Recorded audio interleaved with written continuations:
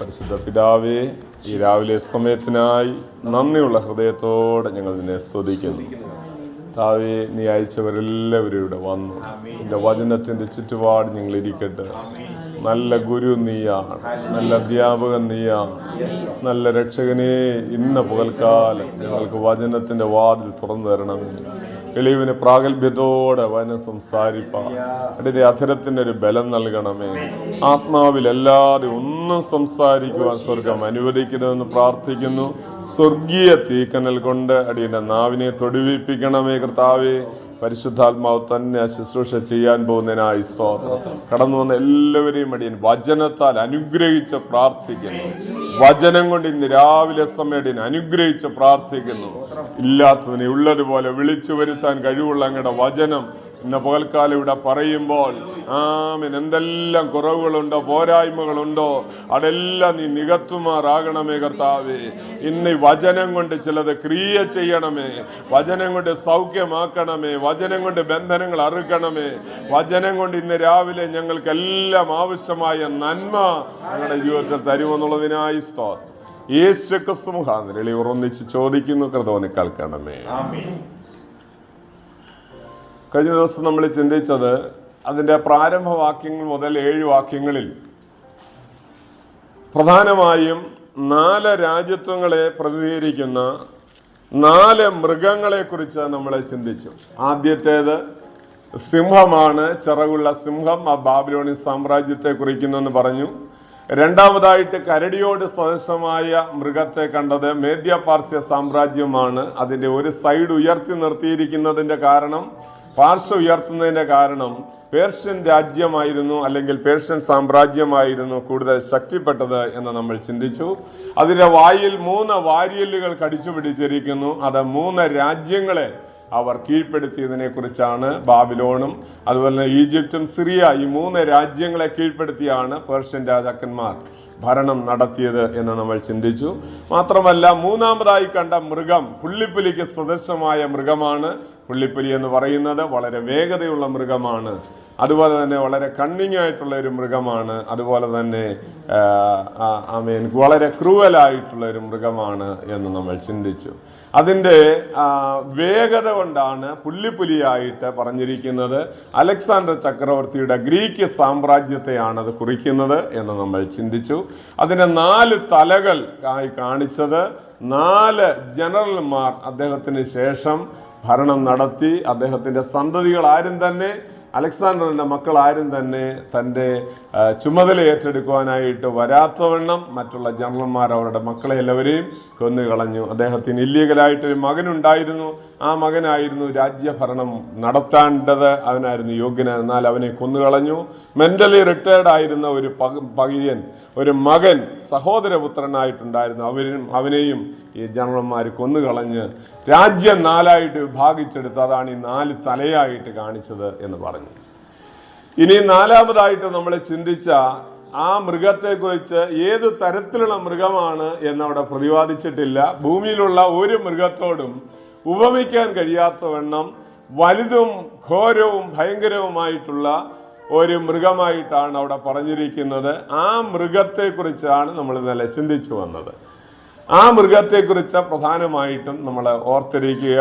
ആ 7ാമത്തെ വാക്യത്തിന്റെ അവസാനത്തിൽ മുമ്പ് കണ്ട മൃഗങ്ങളിൽ നിന്നും വ്യത്യാസമുള്ളതായിരുന്നു എന്നൊരു വാക്ക് അവിടെയുണ്ട്. മുമ്പ് കണ്ട മൃഗങ്ങളിൽ നിന്നും വ്യത്യാസമുള്ള ഒരു മൃഗമാണ് 4മതായി താൻ കണ്ടത്.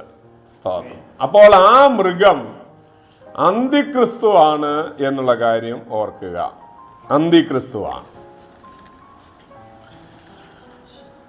അതങ്ങനെ പറയുവാൻ കാരണം, 3 മൃഗങ്ങളിൽ നിന്ന് വ്യത്യാസമുണ്ട് എന്ന് പറയുവാൻ കാരണം, ഈ റോമ സാമ്രാജ്യത്തിൽ നിന്നാണ് അന്തിക്രിസ്തു വരുന്നത് എന്ന് ഞാൻ പല പ്രാവശ്യം ഇവിടെ ഓർമ്മിപ്പിച്ചായിരുന്നു.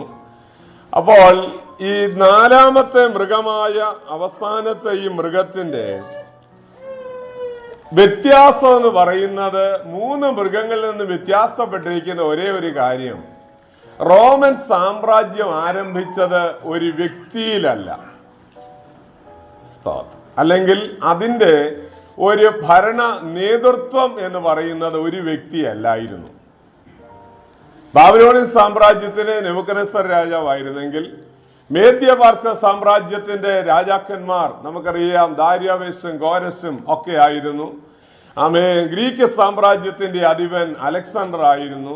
എന്നാൽ റോമൻ ആധിപത്യം വന്നപ്പോൾ അവർക്കൊരു സെനറ്റ് ഉണ്ടായി. 10 പേർ കൂടുന്ന ഒരു സെനറ്റ് ആയിരുന്നു ഭരണം യഥാർത്ഥത്തിൽ നടത്തിക്കൊണ്ടിരുന്നത്. അതുകൊണ്ടാണ് മുമ്പ് കണ്ട മൃഗങ്ങളിൽ നിന്ന് ഇത് വ്യത്യാസമുള്ള മൃഗമായിരിക്കും എന്ന് പറയുവാൻ കാരണം. അപ്പോൾ ഇവിടെ നമ്മളെ ബിംബത്തിനകത്ത് 10 വിരലുകൾ കണ്ടതുപോലെ തന്നെ ഇവിടെ ഇതാ 10 കൊമ്പുകൾ കാണുന്നു. എന്താണ് ഈ 10 കൊമ്പുകൾ? അത് 10 രാജാക്കന്മാരാണ് എന്ന് വളരെ വ്യക്തമായി ആ അധ്യായത്തിൽ തന്നെ നമുക്ക് പഠിക്കുവാൻ കഴിയുന്നു. അപ്പോൾ അത് 10 രാജാക്കന്മാർ. റോമ സാമ്രാജ്യം ഇന്ന് അധപ്പതിച്ചു പോയെങ്കിലും റോമൻ സാമ്രാജ്യം നമുക്കറിയാം AD 476 വരെ നിലനിന്നുള്ളൂ. അത് ലോക ചരിത്രത്തിൽ അത് അവസാനിച്ച് യൂറോപ്യൻ കൺട്രീസ് ആയിട്ട് ഛിന്ന ഭിന്നമായി പോവുകയാണ് ഉണ്ടായത്. അപ്പോൾ അപ്രകാരം തകർന്നു പോയ റോമൻ സാമ്രാജ്യത്തെ, അതുകൊണ്ടാണ് തിരുവചനത്തിൽ അതിന്റെ തലയിൽ മുറിവേറ്റതുപോലെ എന്ന് നമ്മൾ കാണുന്നത്. റോമൻ സാമ്രാജ്യം അധപ്പതിച്ചു പോകുന്നതിനെയാണ് അത് കാണിക്കുന്നത്. മുറിവേറ്റ് പോയതുപോലെ ഇരുന്ന, തലയിൽ മുറിവുണ്ടായിരുന്ന മൃഗത്തെ അവിടെ നമ്മളെ കാണുന്നു. ഇനിയും നമ്മള് ഈ ഭാഗം ചിന്തിക്കുമ്പോൾ ഞാൻ കഴിഞ്ഞ ദിവസം ഓർമ്മിപ്പിച്ചിരുന്നല്ലോ, അതിന്റെ 7-ാം അധ്യായത്തിന്റെ 2-ാം വാക്യത്തിൽ ഈ 4 കാറ്റടിക്കുന്നത് മഹാസമുദ്രത്തിന് നേരെയാണ്. മെഡിറ്ററേനിയൻ സീ ആണ് ഈ മഹാസമുദ്രം എന്ന് ഞാൻ കഴിഞ്ഞ ദിവസം പറഞ്ഞിരുന്നു. അപ്പോൾ ഈ മഹാസമുദ്രത്തിൽ നിന്നാണ്, അല്ലെങ്കിൽ ഈ പ്രദേശങ്ങളിൽ നിന്ന് വേണം അന്തിക്രിസ്തു വരുവാനായിട്ട്. ഈ മിഡിൽ ഈസ്റ്റ് പ്രദേശത്തിൽ നിന്ന് വേണം അന്തിക്രിസ്തു വരുവാനായി. അതാണ് തിരുവചനം നമ്മെ പഠിപ്പിക്കുന്നത്. അതുകൊണ്ടാണ് മഹാസമുദ്രത്തിന് നേരെ 4 കാറ്റുകൾ അടിച്ചു എന്ന് പറഞ്ഞിരിക്കുന്നത്. അപ്പോൾ മനുഷ്യ സമുദായ കടലാണ് ഈ ഹല്ലേലൂയ നമ്മളെ കയറി വരുന്ന ഈ കടലെന്ന് പറയുന്നത് മനുഷ്യ സമുദായ കടലും മൃഗമെന്ന് പറയുന്നത് അന്തിക്രിസ്തുവുമാണ് എന്ന് നമ്മളെ ചിന്തിച്ചു. വെളിപ്പാട് പുസ്തകം 17-ാം അധ്യായത്തിന് 12-ാം വാക്യത്തിൽ നമ്മൾ കാണുകയുണ്ടായി. ഹല്ലേലൂയ, അത് സമുദായ കടലാണ്, മനുഷ്യ സമുദായ കടലാണ്. കടലിൽ നിന്ന് കയറി വരുന്നു എന്ന് പറയാൻ കാരണം. ഇനിയും അന്തിക്രിസ്തു വരുമ്പോൾ അതിന്റെ 8-ാം വാക്യം ഒന്നുകൂടെ വായിക്കാമോ? 8-ാം വാക്യം, ഞാൻ ആ കൊമ്പുകളെ നോക്കിക്കൊണ്ടിരിക്കുമ്പോൾ മറ്റൊരു ചെറിയ കൊമ്പ് മുളച്ചു വന്നു. ദൈവത്തിന് നന്ദിയോടെ സ്തോത്രം. 10 കൊമ്പ് മുളച്ചു വന്നതിന്റെ ഇടയിൽ നിന്ന് ഒരു ചെറിയ കൊമ്പ് മുളച്ചു വരികയാണ്. എന്നിട്ട് 3 കൊമ്പുകൾ പിഴുതുപോയി അഥവാ തകർന്നുപോയി എന്നാണ് അവിടെ പറഞ്ഞിരിക്കുന്നത്. എന്താണ് അതിന്റെ അർത്ഥം? അതിന്റെ അർത്ഥം 10 രാജാക്കന്മാരുടെ നേതൃത്വത്തിൽ അഥവാ 10 രാജ്യങ്ങൾ ഉൾപ്പെടുന്ന ഒരു യൂറോപ്യൻ യൂണിയൻ ആണ്. അത് നമുക്കിപ്പോൾ വളരെ വ്യക്തമായി കഴിഞ്ഞിരിക്കുകയാണ്. യൂറോയൊക്കെ പ്രചാരത്തിലായി കഴിഞ്ഞിരിക്കുന്നു. 10 രാജ്യങ്ങൾ ഉൾപ്പെടുന്ന ഒരു സംഘടനയായിരിക്കും 10 കൊമ്പുകളെ കുറിച്ച് അവിടെ പ്രതിപാദിച്ചിരിക്കുന്നത്. അപ്പോൾ അതിനകത്ത് നിന്ന് ആയിരിക്കും ഒരു ചെറിയ കൊമ്പ് ഉയർന്നു വരുന്നത്. ആ ചെറിയ കൊമ്പാണ് അന്തിക്രിസ്തു. അതിനകത്ത് 3 എണ്ണം വീണുപോയി എന്ന് പറഞ്ഞാൽ അതിന്റെ അർത്ഥം ആ 3 രാജ്യങ്ങൾ സാത്താനായ അല്ലെങ്കിൽ അന്തിക്രിസ്തുവിനോട് എതിർക്കുന്നത് കൊണ്ട്, അവരിവരോട് യോജിക്കാത്തത് കൊണ്ട്, നമ്മൾ ഇരുമ്പും കളിമണ്ണും യോജിച്ചില്ല എന്ന് നമ്മള് ബിംബം പഠിച്ചപ്പോൾ പഠിച്ചു. അതുപോലെ തന്നെ ഈ 10 വിരലുകൾ ഒന്നിച്ചിരിക്കുന്നെങ്കിൽ ഇരുമ്പും കളിമണ്ണും കൂടെ യോജിക്കാത്തതുപോലെ യോജിക്കാതെ ഒരു 3 രാജ്യങ്ങൾ അവരെ വിട്ടുപോകും. അന്തിക്രിസ്തുവിനോട് എതിർത്ത് 3 രാജ്യങ്ങൾ വിട്ടുപോകും, അഥവാ 3 രാജ്യങ്ങളെ അവൻ തകർത്ത് കളയും. അങ്ങനെ ആ ചെറിയ കൊമ്പായിരിക്കുന്ന അന്തിക്രിസ്തു വളർന്ന് വളർന്ന് വലിയതായി വലിയ പ്രബലപ്പെടും. ആ ചെറിയ കൊമ്പ് വളരെ വണ്ണമുള്ളതായി തീർന്നു എന്ന് തുറന്നുള്ള വാക്യങ്ങളിൽ നമുക്ക് അധ്യായത്തിൽ തന്നെ പഠിക്കുവാനായിട്ട് കഴിയും. അപ്പോൾ രണ്ടാമതായി ഈ കാര്യം നിങ്ങൾ ഓർത്തുകൊള്ളുക. ഒന്ന്, വ്യത്യാസമുള്ള മൃഗമാണെന്ന് ഞാൻ പറഞ്ഞു. രണ്ടാമതായി, നമ്മൾ ഈ മഹാസമുദ്രത്തിന് നേരെ അടിക്കുന്ന ഈ കാറ്റിന്റെ ഫലമായി കയറി വരുന്ന മൃഗം അഥവാ അന്തിക്രിസ്തുവാണ്. അതൊരു ചെറിയ കൊമ്പായി വരുന്നെങ്കിലും അതൊരു വലിയ വണ്ണമുള്ള കൊമ്പായി മാറുന്നു. 3 രാജ്യങ്ങൾ വീണുപോകുന്നു, അഥവാ 3 രാജ്യങ്ങൾ അവരെ വിട്ടുപോവുകയും ചെയ്യും. എന്നാലും ഈ കൊമ്പിനെ കുറിച്ച് അവിടെ പറഞ്ഞിരിക്കുന്നത് ചെറിയ കൊമ്പാണെങ്കിലും 2-3 കാര്യങ്ങൾ അവിടെ എടുത്തു പറഞ്ഞിരിക്കുന്നു. ഒന്ന് വായിക്കാമോ? 8-ാം വാക്യം ഒന്നുകൂടെ. 8-ാം വാക്യം താഴോട്ട്. ഞാൻ ആ കൊമ്പുകളെ നോക്കിക്കൊണ്ടിരിക്കുമ്പോൾ അവയുടെ ഇടയിൽ മറ്റൊരു ചെറിയ കൊമ്പ് മുളച്ചു വന്നു. അതിനാൽ മുമ്പിലത്തെ കൊമ്പുകളിൽ 3 വേരോടെ പറഞ്ഞുപോയി. അടുത്ത ഈ കൊമ്പിൽ മനുഷ്യന്റെ കണ്ണുപോലെ കണ്ണും വൻപ് പറയുന്ന വായും ഉണ്ടായിരുന്നു. ഞാൻ നോക്കിക്കൊണ്ടിരിക്കെ അവർ ന്യായാസനങ്ങളെ വെച്ചു. ദൈവത്തിന് നന്ദിയോടെ സ്തോത്രം. അപ്പോൾ അവിടെ അവൻ പറഞ്ഞിരിക്കുന്നത് ആ ചെറിയ കൊമ്പിന് 2 പ്രത്യേകതയുള്ളതായി പറഞ്ഞിരിക്കുന്നു. ഒന്ന്, കണ്ണുണ്ട്. 2, വായുണ്ട്. കണ്ണെന്തിനെയാണ് കാണിക്കുന്നത്? ദൈവവചന പ്രകാരം കണ്ണ് തങ്ങളുടെ അറിവിനെയാണ് കുറിക്കുന്നത്. കണ്ണ് അറിവിനെ കുറിക്കുന്നു. അതുകൊണ്ടാണ് സഖറിയ പ്രവചനത്തിൽ 4-ാം അധ്യായത്തിന്റെ 7-ാം വാക്യത്തിൽ, 4-ാം അധ്യായത്തിന്റെ 10-ാം വാക്യത്തിൽ ഒരു കാര്യം കാണുവാൻ കഴിയും. സഖറിയാവിനോട് ദൈവം പറയുകയാണ്, ആമേൻ, ഈ 10-ാം വാക്യം ഒന്ന് വായിച്ച. 10-ാം വാക്യം, കാര്യങ്ങളുടെ ദിവസത്തെ ആർ ശുചീകരിക്കും, സർവഭൂമിയിലും ഊടാടി ചെല്ലുന്ന യഹോവയുടെ ഈ 7 കണ്ണുണ്ടല്ലോ. 7 എന്തിനെ കുറിക്കുന്നു? 7 പൂർണ്ണതയെ കുറിക്കുന്നു. യഹോവയുടെ കണ്ണിന്റെ പ്രത്യേകത എന്താണ്? അവന് 7 കണ്ണുണ്ട്. 7 കണ്ണുണ്ട് എന്ന് പറഞ്ഞാൽ ഭൂമിയിൽ എല്ലായിടത്തും ഊടാടി ചെല്ലുകയാണ് ദൈവത്തിന്റെ കണ്ണ്. വാക്യം പിന്നെയും ഉണ്ട്.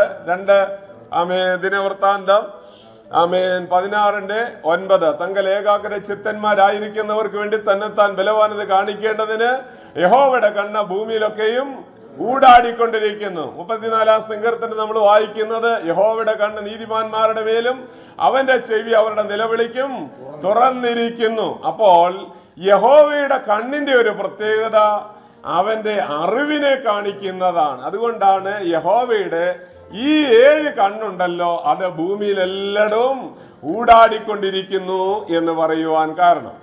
അപ്പോൾ ഈ അറിവിനെ കുറിക്കുന്നതാണ് കണ്ണെങ്കിൽ, ഈ ചെറിയ കൊമ്പിന് അല്ലെങ്കിൽ അന്തിക്രിസ്തുവിന് എന്തുകൊണ്ട്? അറിവുള്ളവനാണ്. അല്ലാതെ ഒരു സാധാരണക്കാരനല്ല വരുന്നത്. ലോകത്തിന്റെ മുഴുവൻ അടക്കി ഭരിക്കാനായി വരുന്ന ഇവൻ അറിവുള്ളവനാണ്, വലിയ അറിവുള്ളവനാണ്. രണ്ടാമതായിട്ട് അവിടെ പറഞ്ഞിരിക്കുന്നത് അവനൊരു വായുണ്ടായിരിക്കും. ഹീസ് ആൻ ഒറേറ്റർ എന്ന് പറഞ്ഞിരിക്കുന്നു. ഇവന് വലിയ വമ്പ് പറയുന്ന വായുണ്ടായിരിക്കും. നമുക്കറിയാം, ഹിറ്റ്ലർ ലോകത്തെ അടക്കി വാണ ഒരു മനുഷ്യനാണ്. പസഫിക് സമുദ്രത്തെ നോക്കിക്കൊണ്ട് അലറി വിളിച്ച് അദ്ദേഹവും പറഞ്ഞു, ഞാൻ നിന്നെ കീഴ്പ്പെടുത്താൻ ശക്തിയുള്ളവൻ. 5 ഹല്ലേലൂയ. ഹിറ്റ്ലർ എന്തുമാത്രം യഹൂദന്മാരെയാണ്, ലക്ഷക്കണക്കിന് 60 ലക്ഷം യഹൂദന്മാരെയാണ് തന്റെ ഗ്യാസ് ചേംബറിൽ കയറ്റി കൊന്നുകളഞ്ഞത്. അത്രമാത്രം കഴിവുള്ളവനായി മാറാൻ കാരണം അദ്ദേഹത്തിന്റെ നാവായിരുന്നു എന്ന് ചരിത്രം പറയുന്നു. നാവിനകത്താണ്. ചിലർക്ക് വലിയ വാക്ചാതുര്യമാണ്. വാക്ചാതുര്യമുള്ള ആളുകളെ ശ്രദ്ധിച്ചാൽ അറിയാം, രാഷ്ട്രീയക്കാരിൽ അധികം പേരും ആളുകൾ അവർക്ക് പ്രത്യേക അഭിഷേകമൊന്നും വേണ്ട, അവർക്ക് വാക്ചാതുര്യം മതി. ആത്മീയ ശുശ്രൂഷയിലും നിങ്ങളെ ശ്രദ്ധിച്ചാൽ അറിയാം, ഇതുപോലെ 2 കൂട്ടരുണ്ട് അല്ലേ? അഭിഷേകമുള്ളവരും ഉണ്ട്, വാക്ചാതുര്യമുള്ളവരും ഉണ്ട്. പ്രാസം ഒപ്പിച്ച് പറയാൻ കഴിവുള്ളവരെല്ലാവരും അഭിഷേകമുള്ളവരാന്ന് പറഞ്ഞ ആളുകൾ അവരുടെ പുറകെ പോകും. എന്നാൽ അഭിഷേകം എന്താണ്, താലന്ത് എന്താണെന്നുള്ളത് ആളുകൾക്ക് തിരിച്ചറിയാൻ കഴിയാതെ ആത്മാവിന്റെ വിവേചനമില്ലാത്തത് കൊണ്ടാണ് ആളുകൾ അങ്ങനെയൊക്കെ തെറ്റിപ്പോകുന്നത്. നിത്യതയിൽ ചെല്ലുമ്പോഴാണ് ഇതൊക്കെ തിരിച്ചറിയുന്നത്. അഭിഷേകം എന്താണ്, അപ്പോൾ അതുപോലെ തന്നെ താലന്ത് എന്താണ്? താലന്ത് എന്ന് പറയുന്നത് ജന്മനാൽ എല്ലാ മനുഷ്യരിലും ദൈവം കൊടുത്തിരിക്കുന്നതാണ് താലന്ത്. ചിലർക്ക് പാടാനുള്ള താലന്ത്, ചിലർക്ക് പ്രസംഗിക്കാനുള്ള താലന്ത്, ചിലർക്ക് ആളുകളെ സംഘടിപ്പിക്കാനുള്ള താലന്ത്, ചിലർക്കാണെന്നുണ്ടെങ്കിൽ ഇതൊന്നുമല്ല കള്ളം പറയാൻ. അത് ഞാനിപ്പോ ആദ്യമൊക്കെ ജന്മനാലെ ഓരോ താലന്തുകൾ ഓരോ ആളുകളിലുണ്ട്. എന്തെങ്കിലും ഒരു താലന്ത് കൊടുക്കാതെ ആരെയും ദൈവം അയച്ചിട്ടില്ല. 1 താലന്ത് കിട്ടിയവരുണ്ട്, 2 താലന്ത് കിട്ടിയവരുണ്ട്, 5 താലന്ത് കിട്ടിയവരുണ്ട്. അതിൽ കൂടുതൽ താലന്ത് ദൈവം കൊടുത്ത് ആരെയും വിടുന്നില്ല. ആമേൻ, കുറഞ്ഞ പക്ഷം 5 താലന്തെങ്കിലും ഉണ്ടായി. അപ്പോൾ താലന്തും അഭിഷേകവും രണ്ടും രണ്ടാണ്.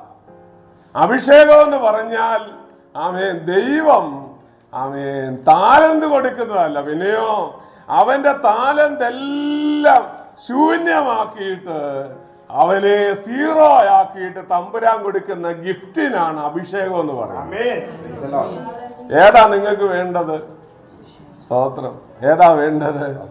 അങ്ങനെ ഉണ്ടെങ്കിൽ നിങ്ങളുടെ താലന്തെല്ലാം 0 ആക്കണം. കർത്താവേ, എനിക്ക് നല്ല പ്രസംഗിക്കാൻ കഴിവുണ്ട്, എനിക്ക് നല്ല പാടാൻ കഴിവുണ്ട്, എനിക്ക് നല്ലതുപോലെ ശബ്ദമുണ്ട്, പ്രാർത്ഥിക്കാൻ കഴിവുണ്ട് എന്നൊക്കെ പറഞ്ഞ് തമ്പുരാന്റെ സന്നിധി ഇരിക്കുമ്പോൾ തമ്പുരാൻ പറയുന്നത് നിന്റെ താലന്തെല്ലാം 0 ആക്കി മാറ്റി, ഞാൻ നിനക്ക് ഗിഫ്റ്റ് തരാം.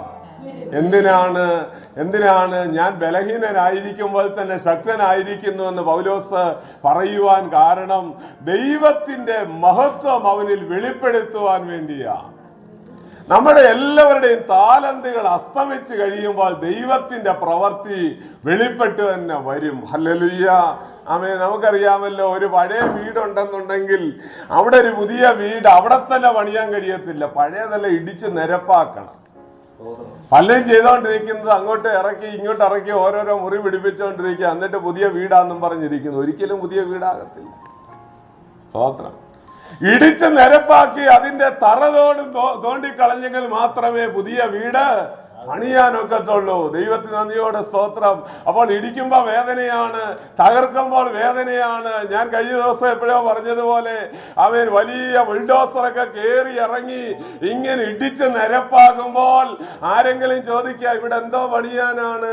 അപ്പോൾ അവൻ ഇടിച്ചോണ്ട് നിൽക്കുമ്പോൾ അവിടെ നിൽക്കുന്നവര് പറയുകയാണ് ഇവിടെ 2 കോഴിക്കൂട് പണിയാനാണ്. വിശ്വസിക്കുമോ? വലിയ ബുൾഡോസറൊക്കെ വന്ന് വല്ല ഇടിച്ച് നിരപ്പാക്കി കാടും മേടും അവിടെയുള്ള കെട്ടിടങ്ങളും ചെറിയ ചെറിയ വീടുകളെല്ലാം നിരപ്പാക്കുന്നെങ്കിൽ അതിന്റെ പിന്നിൽ വലിയ പദ്ധതിയുണ്ട്. അങ്ങനെയാണെങ്കിൽ പലതും കയറി ഇറങ്ങുമ്പോൾ ഓർത്തുകൊള്ളണം, നിന്റെ ജീവിതത്തിൽ വലിയ പദ്ധതികൾ തമ്പുരാനുണ്ട്. അപ്പോൾ അതുകൊണ്ട് ഇവിടെ ഇതാ വമ്പ് പറയുന്ന ഒരു വലിയ നാവുള്ളവനായിട്ടായിരിക്കും അവൻ ലോകത്തിലേക്ക് വരുന്നത്. അതുകൊണ്ടാണ് ലോകം മുഴുവൻ അവനെ അനുസരിക്കുന്നതും ലോകം മുഴുവൻ അവന്റെ കാൽ കീഴിൽ ആകുന്നത്. മൂന്നാമതായിട്ട് നമ്മൾ ഒരു കാര്യം കൂടെ ഓർത്തുകൊള്ളുക. ആമേൻ. നമ്മള് വെളിപ്പാട് പുസ്തകം 13-ാം അധ്യായത്തിൽ അന്തിക്രിസ്തുവിന് ചില അധികാരങ്ങളൊക്കെ ലഭിക്കുന്നത് കാണുവാൻ കഴിയും. 13-ാം അധ്യായം 1-ാം വാക്യം മുതൽ നിങ്ങള് സാവകാശം വീട്ടിൽ പോയിരുന്ന് വായിച്ചാൽ മതി, നമുക്ക് സമയമില്ലാത്തതുകൊണ്ടാണ്. ഹല്ലേലൂയ. സാത്താൻ അവന് അധികാരവും ശക്തിയും മഹത്വവും ആധിപത്യവും ഒക്കെ കൊടുക്കുന്നു. സ്തോത്രം. 13-1 വായിച്ചേ. അപ്പോൾ 10 കൊമ്പും 7 തലയും കൊമ്പുകളിൽ 10 രാജമുടിയും തലയിൽ ദൂഷണനാമങ്ങളും ഉള്ളൊരു മൃഗം സമുദ്രത്തിൽ നിന്ന് കയറുന്നത് ഞാൻ കണ്ടു. ഞാൻ കണ്ട മൃഗം പുള്ളിപ്പുലിക്ക് സദൃശവും അതിന്റെ കാൽ കരടിയുടെ കാൽ പോലെയും വായ സിംഹത്തിന്റെ വായ് പോലെയും ആയിരുന്നു. അതിന് മഹാസർപ്പം തന്റെ ശക്തിയും സിംഹാസനവും വലിയ അധികാരവും കൊടുത്തു. ദൈവത്തിന് നന്ദിയോടെ സ്തോത്രം. താഴോട്ട് വായിച്ചു വരുമ്പോൾ വീണ്ടും പറയുന്നു അവന് ആധിപത്യം കൊടുത്തു. 4 കാര്യങ്ങളാണ് അവിടെ പറഞ്ഞിരിക്കുന്നത്. 1, ശക്തി കൊടുത്തു, സിംഹാസനം കൊടുത്തു, പിന്നെ അധികാരം കൊടുത്തു, ആധിപത്യം കൊടുത്തു. ദൈവത്തിന് നന്ദിയോടെ സ്തോത്രം. അപ്പോൾ ഈ ഭാഗത്ത് നിന്ന് നമ്മൾ ഓർക്കുക, ഇതാരാണ് കൊടുക്കുന്നത്? മഹാസർപ്പമാണ് കൊടുക്കുന്നത്. വെളിപ്പാട് പുസ്തകത്തിൽ ദൈവത്തിനുള്ളതുപോലെ തന്നെ, തിരുവചനത്തിൽ ദൈവത്തിനുള്ളതുപോലെ തന്നെ വെളിപ്പാട് പുസ്തകത്തിൽ ഒരു സാത്താന്യ തൃത്വമുള്ളതായി നമുക്ക് പഠിക്കുവാൻ കഴിയുന്നു. ഒരു സാത്താന്യ തൃത്വം. 3 കാര്യങ്ങൾ അതിനകത്തുണ്ട്. മഹാസർപ്പം, ആമേൻ, മൃഗം, കള്ളപ്രവാചകൻ. മഹാസർപ്പം എന്ന് പറയുന്നത് സാത്താനാണ്. ആമേൻ. മൃഗം എന്ന് പറയുന്നത് അന്തിക്രിസ്തുവാണ്. ഹല്ലേലൂയ. ആമേൻ. ആമേൻ, പ്രവാചകൻ. ദൈവത്തിന് നന്ദിയോടെ സ്തോത്രം. അത് ഹല്ലേലൂയ സ്പിരിച്വൽ ലീഡർഷിപ്പിൽ വരുന്ന, വെളിപ്പാട് പുസ്തകം 18-17 അധ്യായത്തിൽ പറഞ്ഞിരിക്കുന്ന സ്പിരിച്വൽ ലീഡർ ആയിരിക്കും. ദൈവത്തിന് നന്ദിയോടെ സ്തോത്രം. അപ്പോൾ ഈ 3 സാത്താന്യ തൃത്വങ്ങളെ നമുക്ക് തിരുവചനത്തിൽ ഒരു ഡ്യൂപ്ലിക്കേറ്റ് തൃത്വം എന്ന് വേണമെങ്കിൽ പറയാം. ഇവിടെ നമ്മള് ഈ അന്തിക്രിസ്തുവിന് അധികാരം കൊടുക്കുന്നത് ആരാണ്? മഹാസർപ്പമാണ്. സാത്താനാണ് ഇവന് സിംഹാസനവും അധികാരവും ആധിപത്യവും ശക്തിയും എല്ലാം കൊടുക്കുന്നത്. അപ്പോൾ നമ്മൾ ഇതിൽ നിന്ന് ഒരു കാര്യം കൂടെ ഓർത്തുകൊള്ളണം. യേശു ക്രിസ്തുവിന് എപ്പോഴാണ് ശക്തി കിട്ടിയതെന്ന് ഓർമ്മയുണ്ടോ? ഉപവാസം കഴിഞ്ഞാണ്. അത് സത്യമാണ്. അതെ അതെ. സ്നാനത്തോടുകൂടെ, സ്നാനത്തിൽ എന്താണ് യഥാർത്ഥത്തിൽ സംഭവിക്കുന്നത്? കർത്താവ് സ്നാനമേറ്റപ്പോൾ എന്തോ ചെയ്തെന്നാ തിരുവചനത്തിൽ പറയുന്നത്? അത് പിന്നെ വന്ന കാര്യമാണ്. സ്തോത്രം. അതൊക്കെ പിന്നീടാണ്. എന്നാൽ സ്നാനം ഏൽക്കുന്ന സമയത്ത് മത്തായി 3-ന്റെ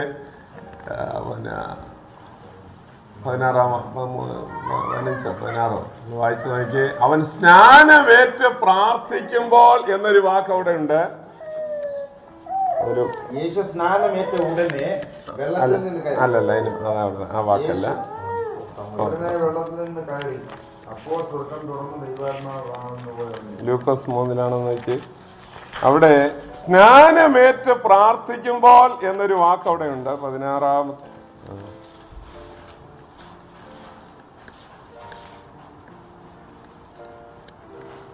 21 വാക്യം. 3:21 ലൂക്കോസ്. സ്നാനമേറ്റ് പ്രാർത്ഥിക്കുമ്പോൾ എന്നവിടെ കാണുന്നു. സ്നാനമേറ്റ് പ്രാർത്ഥിക്കുമ്പോൾ. നമ്മൾ ഇവിടെ ഇരിക്കുന്നവരും എല്ലാവരും മിക്കവാറും എല്ലാവരും സ്നാനപ്പെട്ടവരാന്ന് തോന്നുന്നു. നിങ്ങൾ സ്നാനപ്പെട്ടപ്പോ എന്തോ വിചാരിക്കുമായിരുന്നു? എന്തോ ചെയ്യുമായിരുന്നു? സ്തോത്രം. എങ്ങനെയാലും വായിലും മൂക്കിലും വെള്ളം കയറാതെ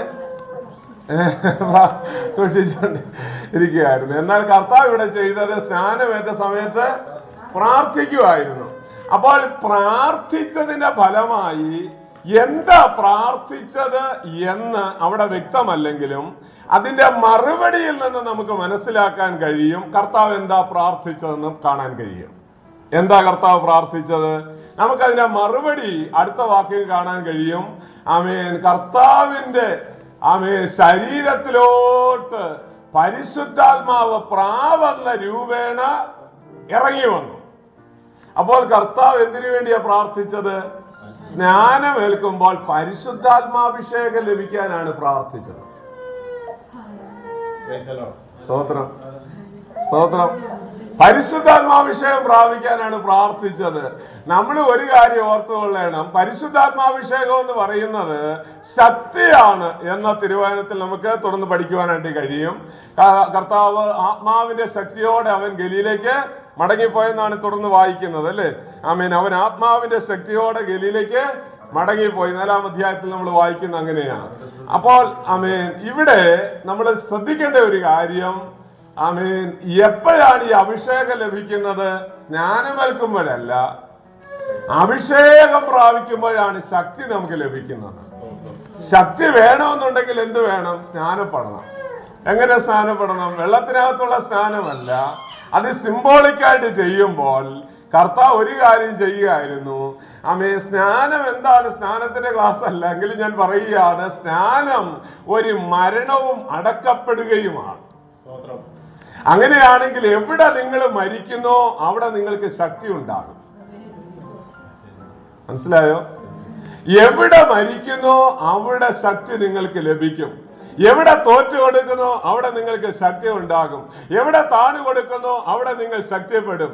എവിടെ നിങ്ങൾ തോറ്റു കൊടുക്കുന്നോ അവിടെ ദൈവം നിങ്ങൾക്ക് കൃപ തരും. എവിടെ സ്നാനപ്പെടുന്നോ അവിടെ ദൈവം നിങ്ങൾക്ക് ഉയർപ്പെഴുന്നേൽപ്പ് തരും. എവിടെ മരണപ്പെടുന്നോ അവിടെ ഏറ്റവും നല്ല ഒരു ഉയർത്തെഴുന്നേൽപ്പുണ്ട്. അത് ദൈവവചനത്തിന്റെ ഒരു മർമ്മമാണ്. അത് ദൈവമക്കൾ എല്ലാവരും മനസ്സിലാക്കിയിരിക്കണം. ആരെങ്കിലും നമ്മളെ കുറിച്ച് എന്തെങ്കിലും എന്ന് പറഞ്ഞാൽ 4 വാക്ക് കൂടുതൽ പറഞ്ഞ് അവരെ ജയിക്കാൻ പോകണ്ട. നീ മരിച്ചോ, നിന്റെ നാവ് ഹല്ലേലൂയ സ്നാനപ്പെട്ട സമയത്ത് മുഴുവൻ ഹല്ലേലൂയ അടക്കിയതാ. ഞാൻ ഇന്നാളെങ്ങാണ്ടോ പറഞ്ഞു, ഒരുത്തനെ സ്നാനപ്പെടുത്തിക്കൊണ്ടിരുന്നപ്പോൾ അവൻ കൈ ഇങ്ങനെ പൊക്കി വെച്ചോണ്ടിരിക്കുകയാണ്, വെള്ളത്തിനകത്തോട്ട് മുക്കുന്നില്ല. സ്നാനപ്പെടുത്തി പാസ്റ്റർ പിടിച്ച് മുക്കിയിട്ട് മുക്കുന്നില്ല. കേറി വന്നപ്പോ ചോദിച്ചു, എന്താണ് ഈ കൈ താക്കാത്തത്? അപ്പൊ പറഞ്ഞു, ഒരാളിന് ഒരടിയും കൂടെ കൊടുക്കാനുണ്ട്. അപ്പോൾ ഞാൻ പറയാൻ വന്നത് ഹല്ലേലൂയ, ഈ ആമേൻ ഇവൻ ഈ അധികാരം കിട്ടിയത്, ആമേൻ യേശുവിന് അധികാരം കിട്ടിയത്. നിങ്ങൾ തിരുവചനം വായിച്ചു നോക്കുക. ആമേൻ ഈ യേശു പിന്നെ 30 വയസ്സ് വരെ യേശുവായിരുന്ന കർത്താവ് പിന്നെ ക്രിസ്തുവായി മാറുകയാണ്. എന്താണ് ക്രിസ്തു എന്ന വാക്കിന്റെ അതിന്റെ മൂലഭാഷ? ക്രിസ്തോസ് എന്ന് പറഞ്ഞാൽ അതിന്റെ അർത്ഥം എന്താണ്? ആമേൻ അഭിഷിക്തൻ എന്നാണ്. ദ അനോയിന്റഡ് വൺ ആണ്. അപ്പോൾ അഭിഷിക്തനായി മാറുന്നത് യോർദാന്റെ കരയിൽ നിന്ന് കയറുമ്പോഴാണ്. നമ്മളും ദൈവത്തോട് പ്രാർത്ഥിക്കേണ്ടത്, ദൈവമേ എന്നെ ഒന്ന് അഭിഷിക്തയാക്കി മാറ്റണമേ, ഒരഭിഷിക്തനാക്കി മാറ്റണമേ എന്നാണ്. ഈ നാളുകളിൽ ഹല്ലേലൂയ നമ്മൾ തൃപ്തിയോടിരുന്നാൽ ഒരിക്കലും നമുക്ക് നിറയാൻ കഴിയത്തില്ല. ഹല്ലേലൂയ. നമ്മള് ആമേൻ പലപ്പോഴും പ്രാർത്ഥിക്കാറുണ്ട്, കർത്താവേ ആമേൻ ഞങ്ങളൊക്കെ വെറും പാത്രങ്ങളായിട്ട് വന്നിരിക്കുന്നു, നിറയ്ക്കണമേ നിറയ്ക്കണമേ എന്ന് കർത്താവ് ഒന്ന് നിറയ്ക്കാൻ നോക്കുമ്പോൾ നിറഞ്ഞ് തുളുമ്പിയിരിക്കുക. വേറെ കാര്യങ്ങൾ കൊണ്ടാണെന്നുള്ളതേ ഉള്ളൂ, ഒട്ടും അങ്ങോട്ട് ചെല്ലത്തില്ല. ഹല്ലേലൂയ. എംപ്റ്റി ചെയ്യണം. ഞാൻ അതിനാണ് ഈ ആദ്യ സമയങ്ങളിൽ എല്ലാ യോഗങ്ങളും ഒരുക്കുന്നത്. കുറെ എല്ലാം നമ്മൾ ഏതെങ്കിലും ഒരു പൊട്ടക്കിണറ് ആമേൻ അതിനകത്തുനിന്ന് വെള്ളം കാണണമെന്നുണ്ടെങ്കിൽ ആമേൻ കുറെ കുപ്പിച്ചില്ലും അതും ഇതെല്ലാം ഇട്ട് മൂടിയിരിക്കുകയെന്നുണ്ടെങ്കിൽ എന്ത് പാടാന്നറിയാമോ? ഇതെല്ലാം ഒന്ന് മാറ്റിക്കളഞ്ഞേച്ച് അതിനകത്ത് വെള്ളം കണ്ടെടുക്കുക എന്ന് പറയും. ഒരു സാധാരണ കിണർ വെട്ടുന്നതിനേക്കാൾ ബുദ്ധിമുട്ടാണ്. ആത്മീയ ശുശ്രൂഷയിൽ ഇതാ ഞങ്ങളൊക്കെ ചെയ്യേണ്ടത്. എന്തുമാത്രം കുപ്പി ചെല്ലും ആമേൻ അതും ഇതും എല്ലാം കോരിയിട്ടോണ്ടാണ് ഇതൊന്നും വേണ്ടെന്നും പറഞ്ഞ് അടച്ചു കളഞ്ഞതാണ്. ഇനി വെള്ളം കിട്ടണമെന്നുണ്ടെങ്കിൽ എന്തുമാത്രം പാടുപെട്ടാലൊക്കെ എന്നറിയാമോ? ഡബിൾ വർക്കാണ്. അപ്പോൾ ഞാൻ പറയാൻ വന്നത്, അഭിഷേകം കർത്താവ് പ്രാപിച്ചത് കർത്താവിന്റെ പിതാവായ ദൈവം അവനെ അഭിഷേകം ചെയ്തു. പ്രാവണ്ണ രൂപേണ ആമേൻ ശക്തി അവനിലേക്ക് വന്നു. ഈ ദിവസങ്ങളിൽ ദൈവമക്കളെ ഞാൻ ആത്മാർത്ഥമായി പ്രാർത്ഥിക്കും, ദൈവമേ എനിക്ക് ശക്തിയാണ് വേണ്ടത്, ശക്തിയാണ് വേണ്ടത്. നമ്മൾ ഈ ജീവിക്കുന്നതിനിടയിൽ നിങ്ങൾ എപ്പോഴേലും ചിന്തിച്ചിട്ടുണ്ടോ, ആമേൻ എനിക്ക് ശക്തി പോരാ, എനിക്ക് കൃപ പോരാ, എനിക്ക് അഭിഷേകം പോരാ, എനിക്ക് നിയോഗം പോരാ, ആമേൻ സാത്താൻ വിറയ്ക്കുന്ന ഒരു അഭിഷേകം എന്റെ തലമേൽ ദൈവമേ തരണമേ എന്ന് ആഗ്രഹത്തോടെ പ്രാർത്ഥിക്കണം. ദൈവം തരത്തില്ലയോ? തീർച്ചയായിട്ടും തരും. സ്തോത്രം. ദൈവം തരിക തന്നെ ചെയ്യും പ്രിയരെ. ഹല്ലേലൂയ.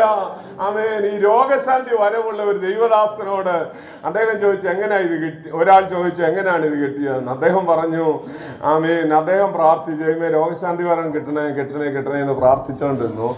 അപ്പോൾ ദൈവത്തോട് പറഞ്ഞു, ഒരു അടയാളം പറഞ്ഞു, ഞാൻ വെറുതെ തലവേദനയ്ക്കും പനിക്കും നടുവേദനയ്ക്കും ഒന്നും പ്രാർത്ഥിക്കത്തില്ല, മരിക്കാൻ കിടക്കുന്ന ആളുകളുടെ അടുക്കൽ പോയി ഞാൻ പ്രാർത്ഥിക്കും, അവർക്ക് വിടുതൽ കൊടുക്കണം. അപ്പോൾ ആ ദൈവദാസൻ എങ്ങനെ പ്രാർത്ഥിച്ചുകൊണ്ടിരുന്നു. അദ്ദേഹം ചെന്ന് ഏതെങ്കിലും രോഗികൾക്ക് വേണ്ടി പ്രാർത്ഥിക്കും, അന്നേരം അവർ തട്ടിപ്പോകും. 1 ആയി 2 ആയി 3 ആയി 4 ആയി 5 ആയി ആമേൻ കുറെ കഴിഞ്ഞിട്ടും ഇങ്ങേർക്ക് നമ്മളൊക്കെ ആയിരുന്നെങ്കിൽ അന്നേരെ ആമേൻ എന്തോ ചെയ്യുന്നത് കട്ടയും പടവും നടക്കും. ദൈവത്തിന് നന്ദിയോടെ സ്തോത്രം. എന്നാൽ ആ ദൈവദാസൻ വിട്ടില്ല. 39 രോഗികൾ മരിച്ചു. 40ാമത് ഒരാൾക്ക് വേണ്ടി പ്രാർത്ഥിക്കാനായി മരിക്കാൻ പോവുകയാണെന്ന് അറിഞ്ഞ് ഗവൺമെന്റ് ഹോസ്പിറ്റലിൽ നിന്ന് തള്ളി വീട്ടിൽ കൊണ്ട് ഒരു കോളനിക്കകത്താണ് അദ്ദേഹം അവിടെ ചെന്ന് പ്രാർത്ഥിക്കാനായിട്ട് നിന്നപ്പോൾ മരിക്കാറായി കിടക്കുന്ന മനുഷ്യനാണ്. ആ വീട്ടുകാർ പറഞ്ഞ്, കമ്മ്യൂണിസ്റ്റുകാരായതുകൊണ്ട് അവര് പറഞ്ഞു ഇവിടെങ്ങും പ്രാർത്ഥിക്കണ്ട, നിരാശയോടെ തിരിച്ചു പോരുന്നു. വീട്ടിൽ അടുത്താണ് താമസിക്കുന്നത്. അന്നേരം പറഞ്ഞു നിങ്ങൾ എപ്പോഴേലും പ്രാർത്ഥിക്കണമെന്ന് തോന്നുകയാണെന്നുണ്ടെങ്കിൽ ഇങ്ങനെ അങ്ങോട്ട് കൊണ്ടുവന്നാൽ ഞാൻ പ്രാർത്ഥിക്കാമെന്ന് പറഞ്ഞു. ഇങ്ങനെ കട്ടിലോടെ പൊക്കി എടുത്തോണ്ട് ആ മകന് അവിടെ കൊണ്ടുവന്നു. ഈ മനുഷ്യൻ അദ്ദേഹത്തിന്റെ മേൽ കൈവച്ച് പ്രാർത്ഥിച്ചു. ഹല്ലേലൂയ. അടുത്ത് നിന്ന മോന്റെ ദേഹത്ത് നിന്ന് ഭൂതകളായി. അപ്പോൾ ഈ മനുഷ്യൻ അത്ഭുതകരമായി വിടുതൽ ലഭിക്കുകയും ചെയ്തു. ഹല്ലേലൂയ. അങ്ങനെ അദ്ദേഹത്തിന്റെ രോഗശാന്തി വരത്തിന്റെ ആദ്യത്തെ ശുശ്രൂഷ ആരംഭിച്ചു. ഞാൻ പറയാൻ വന്നത്, നമ്മൾ ലജ്ജ കൂടാതെ മുട്ടിയാൽ തുറക്കുന്നവനാണ് കർത്താവ്. 1 2 പ്രാർത്ഥിച്ച് അല്ലെങ്കിൽ 10 പ്രാവശ്യം പ്രാർത്ഥിച്ച് വിടുതലില്ലല്ലോ, എനിക്ക് വരം കിട്ടത്തില്ലെന്ന് പറഞ്ഞ് ഉപേക്ഷിച്ച് കളയണ്ട. നിശ്ചയമായ ദൈവത്തിന്റെ ശക്തി നമ്മുടെ മേൽ വ്യാപരിക്കുക തന്നെ ചെയ്യും. ദൈവം പരിശുദ്ധാത്മാവിലും ശക്തിയിലും അഭിഷേകം ചെയ്തെന്നാണ് അപ്പോസ്തലർ പ്രവൃത്തി 10:38 ഞാൻ പറഞ്ഞത്. അവിടെ പറയുന്നു, കർത്താവായ യേശുക്രിസ്തുവിനെ പിതാവായ ദൈവം പരിശുദ്ധാത്മാവിലും ശക്തിയിലും അഭിഷേകം ചെയ്തു. പരിശുദ്ധാത്മാവ് കിട്ടിയാൽ മാത്രം പോരാ, ശക്തിയും കൂടെ വേണം. അപ്പോൾ ഞാൻ പറയാൻ വന്നത്, ഈ കാര്യങ്ങളെല്ലാം കണ്ടിട്ട് തന്നെ സാത്താനും ചെയ്യുന്ന ഒരു കാര്യം, മഹാസർപ്പമായ സാത്താൻ എന്ത് ചെയ്യുന്നു? അന്തിക്രിസ്തുവിനെ അഭിഷേകം ചെയ്യുന്നു. അവന് ശക്തി കൊടുക്കുന്നു, അവന് അധികാരം കൊടുക്കുന്നു, അവന് ആധിപത്യം കൊടുക്കുന്നു. അപ്പോൾ ഇതെല്ലാം കൊടുത്ത് അവനെ അഭിഷേകം ചെയ്യുമ്പോൾ അവന് നല്ല ശക്തിയുള്ള നാവുള്ളവനായി മാറുന്നു, അവന് വലിയ ജ്ഞാനമുള്ളവനായി മാറുന്നു.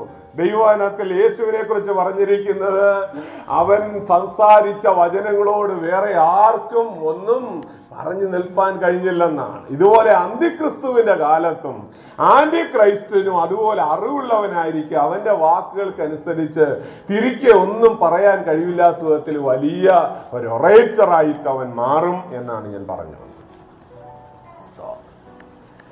ആമേൻ. 2 കാര്യങ്ങൾ ഹല്ലേലൂയ നമ്മള് ആ ഭാഗത്തോടനുബന്ധിച്ച് ചിന്തിച്ചല്ലോ. ദൈവത്തിന് നന്ദിയോടെ സ്തോത്രം. 3ാമതായിട്ട് നമ്മള് ഇനിയും ഓർക്കേണ്ടത്, ഹല്ലേലൂയ, ഈ 8ാം വാക്യം തീരുമ്പോൾ അതിനിടയിൽ ഇതുമായിട്ടൊന്നും യാതൊരു ബന്ധവുമില്ലാത്ത 2 വാക്യങ്ങളാണ് പിന്നെ കാണുന്നത്. ഈ വേദപുസ്തകം പഠിക്കുമ്പോൾ നമ്മളെയൊക്കെ കൺഫ്യൂസ് ചെയ്യിക്കുന്ന ഒരു കാര്യങ്ങൾ ഇങ്ങനെയൊക്കെയുള്ള കാര്യങ്ങളാണ്. ഈ വെളിപ്പാട് പുസ്തകത്തിലും ഈ കുതിരയും കഴുതയുടെയും കാര്യമൊക്കെ പറയാതെ കർത്താവിന് നേരിട്ടുള്ള കാര്യങ്ങളെല്ലാം നേരിട്ടങ്ങ് വെളിപ്പെടുത്തി തന്നാൽ മതിയായിരുന്നല്ലോ എന്ന് ഞാൻ പലപ്പോഴും ഓർക്കാറുണ്ട്. എന്നാൽ ഞാനിങ്ങനെ പ്രാർത്ഥിച്ചുകൊണ്ടിരുന്നപ്പോൾ ദൈവത്തിന്റെ ആത്മാവ് എനിക്ക് തന്നെ ആലോചന, ഇത് മനസ്സിലാക്കേണ്ടവര് മനസ്സിലാക്കിയാൽ മതി. അതുകൊണ്ടാണ് എഴുതിയിരിക്കുന്നത്, ചെവിയുള്ളവൻ.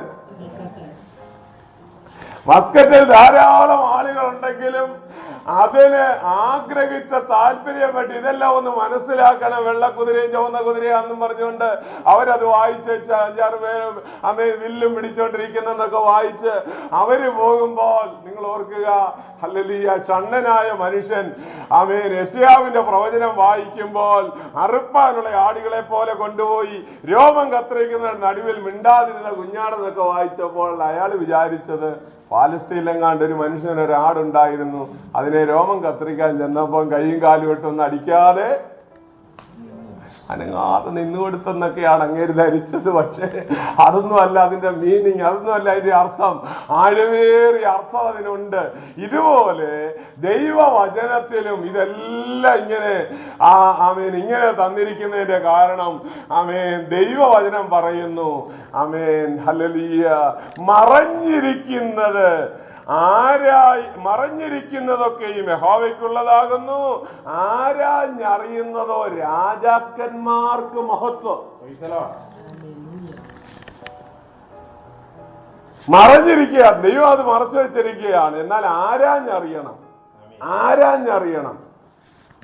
വീണ്ടും വീണ്ടും വീണ്ടും വായിക്കുകയും പഠിക്കുകയും കേൾക്കുകയും എല്ലാം ചെയ്തെങ്കിലേ ദൈവം നമുക്കിത് വെളിപ്പെടുത്തി കരുത്തുള്ളൂ. നമ്മുടെ മുറ്റത്തെങ്ങാനും നിങ്ങൾ എവിടെയെങ്കിലും കണ്ടിട്ടുണ്ടോ നമ്മുടെ മുറ്റത്ത് എവിടെയെങ്കിലും സ്വർണ്ണം ഇങ്ങനെ കിടക്കുന്നത്? നമ്മളങ്ങോട്ട് ചെന്ന് മാന്തുമ്പോഴേ ഇങ്ങ് കിട്ടുകയാണെന്നുണ്ടെങ്കിൽ സ്വർണ്ണം ഇത്രയും വിലപിടിപ്പുള്ളതായിട്ടിരിക്കുമോ? സ്വർണം കിട്ടണമെന്നുണ്ടെങ്കിൽ അങ്ങനൊന്നും ചെറിയതായിട്ടൊന്നും കുഴിച്ചു നോക്കിയാൽ കിട്ടത്തില്ല. ഹല്ലേലൂയ. ആഴത്തിൽ ആഴത്തിൽ ആഴത്തിൽ കുഴിച്ച് ചെല്ല്. എന്തുമാത്രം പ്രോസസ്സിങ്ങിൽ കൂടെ പോയാന്നറിയാമോ ഒരല്പം സ്വർണം കിട്ടുന്നു. അതുകൊണ്ടാണ് ഇത്രയും വില. അപ്പോൾ ഞാൻ പല ആളുകളെയും ശ്രദ്ധിച്ചിട്ടുണ്ട്, വെളിപാട് പുസ്തകം പഠിക്കണമെന്ന് പറഞ്ഞാണ് വല്ലതും നടക്കുന്നത്. ഇവർക്ക് വെളിവില്ല. ഹല്ലേലൂയ. അപ്പോൾ ഞാൻ പറയട്ടെ ദൈവമക്കളെ, ഇതിനോടുള്ള താല്പര്യം, ഇതിനുള്ള ആഗ്രഹം, അല്ലെങ്കിൽ വെള്ളിയാഴ്ച ഏതെങ്കിലും ഒരു യോഗത്തിൽ പോയി വെള്ളോട്ടും താഴോട്ടും ചാടി ഞങ്ങൾ എല്ലാവരും അങ്ങ് കാണുമെന്നും പറഞ്ഞ് നടക്കാം. ക്രൈസ്തലോ ദൈവമക്കളെ, ഈ ദിവസങ്ങളിൽ നിങ്ങൾ ആരാഞ്ഞറിയണം, വചനത്തിന്റെ ആഴം അറിയണം. ദൈവത്തിന് നന്ദിയോടെ സ്തോത്രം. ഇവിടെ 2 വാക്യങ്ങൾ, ഹല്ലേലൂയ, 2 വാക്യങ്ങൾ ദൈവം ആമേൻ ഇതിന്റെ ഇടയ്ക്ക് എന്തിനാ തന്നിരിക്കുന്നത്? വായിച്ചാട്ടെ. അതിന്റെ ആ 9, 10 വാക്യങ്ങൾ വായിക്കാം. 9, 10 വാക്യങ്ങൾ. ന്യായാസനങ്ങളെ വെച്ചു. അവന്റെ വസ്ത്രം ഹിമം പോലെ വെളുത്തതും അവന്റെ തലമുടി നിർമ്മലമായ ആട്ടുരോമം പോലെയും അവന്റെ സിംഹാസനം അഗ്നിജ്വാലയും അവന്റെ രഥചക്രങ്ങൾ കത്തുന്ന തീയുമായിരുന്നു. ഒരു അഗ്നിനദി അവന്റെ മുമ്പിൽ നിന്ന് പുറപ്പെട്ട് ഒഴുകി 1000 പേർ അവനെ ശുശ്രൂഷ ചെയ്തു. 10,000 പേർ അവന്റെ മുൻഭാഗം നിന്നു. ഈ കാഴ്ച അന്ത്യക്രിസ്തുവുമായിട്ട് ബന്ധമില്ലാത്തൊരു കാഴ്ചയാണ്. ദൈവം ഭൂമി നടക്കുന്ന ഒരു കാര്യം ദാനിയേലിനെ കാണിച്ചിട്ട് രണ്ടാമതായിട്ട് അവൻ സ്വർഗത്തിലെ ഒരു കാഴ്ച പെട്ടെന്ന് ദൈവം കാണിക്കുന്നു. അവിടെ സിംഹാസനങ്ങളെ വെച്ചെന്നാണ് പറഞ്ഞിരിക്കുന്നത്. ഞാൻ ഈ തൃത്വത്തെ കുറിച്ച് എവിടെയോ ക്ലാസ് എടുത്തിട്ടുണ്ട്. അപ്പോൾ ഈ തൃത്വം നമ്മളെ 3 ആളത്വങ്ങളുണ്ട് എന്ന് തെളിയിക്കുവാൻ വേണ്ടി പ്രധാനപ്പെട്ട ചില വാക്യങ്ങളിൽ ഒന്നാണ് ഇവിടെ പറഞ്ഞിരിക്കുന്നത്. ഞാൻ ന്യായാസനങ്ങളെ കണ്ടു, ന്യായവിസ്താര സഭയിരുന്നു എന്നാണ് അവിടെ പറഞ്ഞിരിക്കുന്നത്. അപ്പോൾ ഒന്നിൽ കൂടുതൽ സിംഹാസനം ഉണ്ട് എന്ന് നാം ഓർക്കുക. ദൈവത്തിന്റെ സിംഹാസനത്തിൽ ഒന്നിൽ കൂടുതൽ. അപ്പോൾ ഇവിടെ നമ്മളെ ഓർക്കേണ്ടത്, ഹല്ലേലൂയ, ന്യായവിസ്താര സഭയിരുന്നു. ആമേൻ. പുതിയ നിയമത്തിൽ നമ്മുടെ ക്രിസ്തുവിന് ഉള്ള സിംഹാസനങ്ങളെ 3 സിംഹാസനങ്ങളായിട്ടാണ് പഠിപ്പിക്കുന്നത്. ഒന്ന് 2 കൊരിന്ത്യർ 5:10, അവനവൻ ശരീരത്തിലിരിക്കുമ്പോൾ ചെയ്തത് നല്ലതാകിലും തീയതാകിലും അതിന് തക്കവണ്ണം പ്രാപിക്കേണ്ടതിന് നാം എല്ലാവരും ക്രിസ്തുവിന്റെ ന്യായാസനത്തിന് മുമ്പാകെ വെളിപ്പെടേണ്ടതാകുന്നു. ന്യായാസനം. 2 തേജസ്സിന്റെ സിംഹാസനം. മത്തായി സുവിശേഷം 25-ാം അധ്യായത്തിൽ ആമേൻ അതിന്റെ 12-ാം വാക്യം 32-ാം വാക്യമാണോ? കർത്താവ് മനുഷ്യപുത്രൻ തന്റെ തേജസ്സിൽ വരും, തേജസ്സിന്റെ സിംഹാസനം. 3-ാമതായിട്ട് ഞാൻ വലിയൊരു വെള്ള സിംഹാസനവും അതിൽ ഒരുത്തൻ ഇരിക്കുന്നതും കണ്ടു. വെളിപ്പാട് പുസ്തകം 20-ാം അധ്യായത്തിന്റെ 15-ാം വാക്യം അല്ലെ? ഞാൻ വലിയൊരു വെള്ള സിംഹാസനവും അതിൽ ഒരുത്തൻ ഇരിക്കുന്നതും കണ്ടു. അപ്പോൾ ക്രിസ്തുവിന് 3 സിംഹാസനങ്ങളാണുള്ളത്. എന്നാൽ ദാനിയേൽ ഇവിടെ കാണുന്നത് സ്വർഗത്തിൽ 3 സിംഹാസനങ്ങൾ ആമേൻ വെച്ചിരിക്കുന്നു. അതായത് ന്യായാസനങ്ങൾ വെച്ചിരിക്കുന്നു. എന്നിട്ട് ന്യായ വിസ്താര സഭ ഇരുന്നു എന്നാണ് അവിടെ പറഞ്ഞിരിക്കുന്നത്. ദൈവമക്കളെ, നമ്മളെ എല്ലായ്പ്പോഴും ഞാൻ കഴിഞ്ഞ ദിവസം ഇവിടെ ഓർമ്മിപ്പിച്ചിരുന്നു. ആമേൻ. സ്വർഗത്തിൽ ഒരു കോർട്ടുണ്ട് എന്ന് നമ്മൾ പഠിച്ചിരുന്നു. നെബൂഖദ്നേസർ രാജാവ് പാപം ചെയ്ത് നിഗളിച്ചു കഴിഞ്ഞപ്പോൾ അവിടുത്തെ കോർട്ട്, അവിടുത്തെ ഡിവിഷണൽ ബെഞ്ച് തീരുമാനിച്ചു ഇയാളെ രാജ്യത്വത്തിൽ നിന്ന് മാറ്റണമെന്ന് തീരുമാനിച്ചു. ഇതുപോലെ ന്യായവിസ്താര സഭ ഇരുന്നു കൊണ്ട് കാര്യങ്ങൾ തീരുമാനിക്കും. അപ്പോൾ ഇവിടെ ന്യായവിസ്താര സഭ ഇരുന്നു എന്ന് പറഞ്ഞിരിക്കുന്നു. അത് കർത്താവിന്റെ സിംഹാസനത്തെ കുറിച്ചാണ് പറഞ്ഞിരിക്കുന്നത്. നമുക്ക് ഏറ്റവും വിചിത്രമായിട്ട് വേദപുസ്തകത്തിൽ കാണുന്ന ഒരു സത്യം, ഈ വെളിപ്പാട് പുസ്തകത്തിലും അന്ത്യക്രിസ്തുവിനെ കുറിച്ച് പറയുന്നതിന് തൊട്ടു മുൻപേ ഈ സിംഹാസനത്തെ കുറിച്ച് ദൈവം പറഞ്ഞു. വെളിപ്പാട് പുസ്തകം 4-5 അധ്യായങ്ങൾ ശ്രദ്ധിച്ചാൽ യോഹന്നാൻ കരയുകയാണ്, പുസ്തകം വാങ്ങുവാനെങ്കിലും അത് തുറപ്പാനെങ്കിലും അതിനെ മുദ്ര പൊട്ടിപ്പാനെങ്കിലും യോഗ്യനായി ആരെയും കാണായിയാൽ ഞാന് ഏറ്റവും കരഞ്ഞു. അപ്പോൾ മൂപ്പന്മാരിൽ ഒരുത്തൻ എന്നോട്, കരയണ്ട, യഹൂദ ഗോത്രത്തിന്റെ സിംഹവും ദാവീദിന്റെ വേരുമായവൻ പുസ്തകം തുറപ്പാനെങ്കിലും അതിനെ മുദ്ര പൊട്ടിപ്പാനെങ്കിലും യോഗ്യനായി ആമേൻ വന്നിരിക്കുന്നു, അഥവാ ഉയർത്തെഴുന്നേറ്റ് വന്നിരിക്കുന്നു. ഞാൻ നോക്കുമ്പോൾ എന്താ കാണുന്നത്? ഒരു കുഞ്ഞാട് അറുക്കപ്പെട്ടതുപോലെ നിൽക്കുന്നത് കണ്ടു. അപ്പോൾ ആരാണ് ഈ യോഗ്യനായി വന്ന കുഞ്ഞാട്? ഹല്ലേലൂയ! അവന് സിംഹാസനത്തിലിരിക്കുന്ന കുഞ്ഞാടാണ്, അവന് അറുക്കപ്പെട്ട കുഞ്ഞാടാണ്. വേദപുസ്തകത്തിൽ 36 പ്രാവശ്യം യേശുക്രിസ്തുവിനെ കുഞ്ഞാട് കുഞ്ഞാട് എന്ന് പരിചയപ്പെടുത്തിയിരിക്കുന്നു. വെളിപ്പാട് പുസ്തകത്തിൽ തന്നെ 17 പ്രാവശ്യം യേശുക്രിസ്തുവിനെ കുഞ്ഞാടായി പരിചയപ്പെടുത്തിയിരിക്കുകയാണ്. അപ്പോൾ കുഞ്ഞാട് യഹൂദ ഗോത്രത്തിന്റെ സിംഹവും ദാവീദിന്റെ വേരുമായവനെ കാണാനായിട്ട് യോഹന്നാൻ തിരിഞ്ഞു നോക്കിയപ്പോൾ കാണുന്നത് ആരെയാ? അറുക്കപ്പെട്ട കുഞ്ഞാടിനെയാണ്. അപ്പൊ സിംഹമായിരുന്നവൻ കുഞ്ഞാടായി മാറുകയാണ്. യഹൂദ ഗോത്രത്തിന്റെ സിംഹമായിരുന്നു യേശുക്രിസ്തു, അവന് കുഞ്ഞാടായിട്ട് മാറി, അവനൊരു കുഞ്ഞാടായിട്ട് മാറി. അതുകൊണ്ടാണ് നമുക്ക് രക്ഷ തന്നത്. ഇനിയും വളരെ വിചിത്രമായി നമുക്ക് അവിടെ കാണാൻ കഴിയുന്നത്, ഏതെങ്കിലും ആടുകൾ അറുക്കപ്പെട്ടാ പിന്നെ നിൽക്കുമോ? ഇല്ല, കുഞ്ഞാട് നിൽക്കുന്നത് കാണുന്നു. മരിക്കുന്ന ആളുകൾ ഒരിക്കലും പിന്നെ നിൽക്കത്തില്ല. എന്നാൽ ഇവിടെ ഇതാ മരിച്ചിട്ടും യേശുക്രിസ്തു ഉയർത്തെഴുന്നേറ്റ് നിൽക്കുന്നു. അപ്പോൾ 4-5 അധ്യായങ്ങളിൽ ദൈവത്തിന്റെ സിംഹാസനത്തെയാണ് അവിടെ കാണുന്നത്. അവിടെയും നമ്മൾ യേശുക്രിസ്തുവിനെയും അതുപോലെ തന്നെ അവന്റെ മുമ്പിൽ പളുങ്കു നദി ഒഴുകുന്നതായിട്ട് നമ്മൾ വായിക്കുന്നു. പഴയ നിയമത്തിൽ അഗ്നി നദി ഒഴുകിയതായിട്ട് എഴുതിയിരുന്നത് പുതിയ നിയമത്തിൽ വെളിപ്പാട് പുസ്തകത്തിൽ പറയുന്നു പളുങ്ക് നദിയാണ്. സ്വച്ഛജടമായ ആ നിറത്തോടുകൂടെ ആമേൻ പളുങ്ക് നദിയാണ്. കഴിഞ്ഞ ദിവസം ആരോ ഈ ദൈവിക തൃത്വത്തെ കുറിച്ച് ചോദിച്ചപ്പോൾ എന്നോട് പറഞ്ഞു, വെളിപ്പാട് പുസ്തകത്തിൽ പരിശുദ്ധാത്മാവിനെ കുറിച്ചൊന്നും പറയുന്നില്ലല്ലോ. ഞാൻ പറഞ്ഞു, ദൈവത്തിന്റെ 7 ആത്മാവെന്ന് പറഞ്ഞിരിക്കുന്നത് എന്താണ്? അത് പരിശുദ്ധാത്മാവല്ലേ? സ്തോത്രം. ആത്മാവ് സഭകളോട് പറയുന്നത് എന്തെന്ന് ചെവിയുള്ളവൻ കേൾക്കട്ടെ, അത് പരിശുദ്ധാത്മാവല്ലേ? വെളിപ്പാട് പുസ്തകം 5-ാം അധ്യായത്തിൽ പറയുന്ന ഈ പളുങ്ക് നദി എന്തുവാ? പളുങ്ക് നദി, അവന്റെ മുമ്പിൽ ഒഴുകുന്ന പളുങ്ക് നദി, അത് പരിശുദ്ധാത്മാവിനെ കുറിക്കുന്നതാണ്. പിതാവായ ദൈവം അവിടെ ഉണ്ട്, പുത്രൻ അവിടെയുണ്ട്, പരിശുദ്ധാത്മാവും അവിടെയുണ്ട്. തൃത്വം, ദൈവിക തൃത്വം എന്നുള്ളത് ഒരു സത്യമായ കാര്യമാണ്. ആരെങ്കിലും യഹോവ സാക്ഷിക്കാരോ ആമേൻ ചാവതുകാരോ ഒക്കെ വന്ന് നമ്മളെയൊക്കെ ആമേൻ ചോദിച്ചാൽ വാക്ക് മുട്ടിപ്പോകരുത്. ഹല്ലേലൂയ. നമ്മളൊക്കെ സാധാരണ കഴിഞ്ഞ ദിവസം ഞാൻ പറഞ്ഞ പോലെ ആമേൻ വാക്ക് മുട്ടുമ്പോ രക്തത്താൽ ജയമെന്നാണ് പറയുന്നത്. അത് പറഞ്ഞാലൊക്കത്തില്ല, അതിന് ഉത്തരവാകത്തില്ല. അപ്പോൾ ഞാൻ പറയാൻ വന്നത്, ഇവിടെ ഇതാ ആമേൻ ദൈവത്തിന്റെ സിംഹാസനത്തിന് മുമ്പിൽ ഹല്ലേലൂയ, ഇവിടെ ദൈവത്തിന്റെ പുത്രൻ സിംഹാസനത്തിൽ ഇരിക്കുന്നു. ദൈവത്തിന് നന്ദിയോടെ സ്തോത്രം.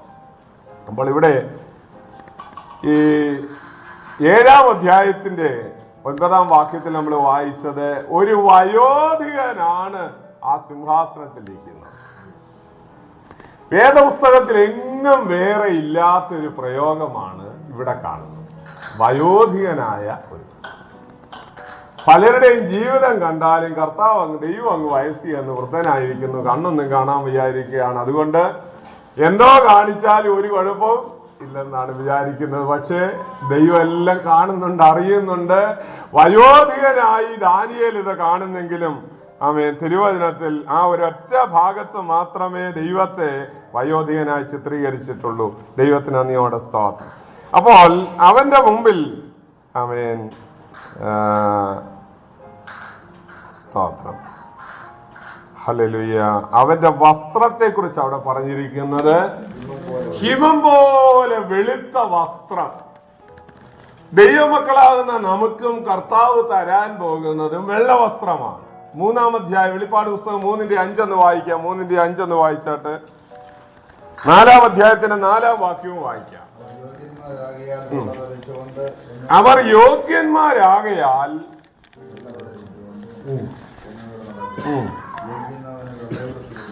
ജയിക്കുന്നവന് വെള്ളയുടുപ്പ് ധരിക്കും. സ്തോത്രം, ഹല്ലേലൂയ. മതി, ആമേൻ. അപ്പോൾ ജയിക്കുന്നവന് വെള്ളയുടുപ്പ് കൊടുക്കാൻ പോവുകയാണ്. 4:4 വായിച്ച് 4-ാം അധ്യായത്തിന് 4-ാം വാക്യം.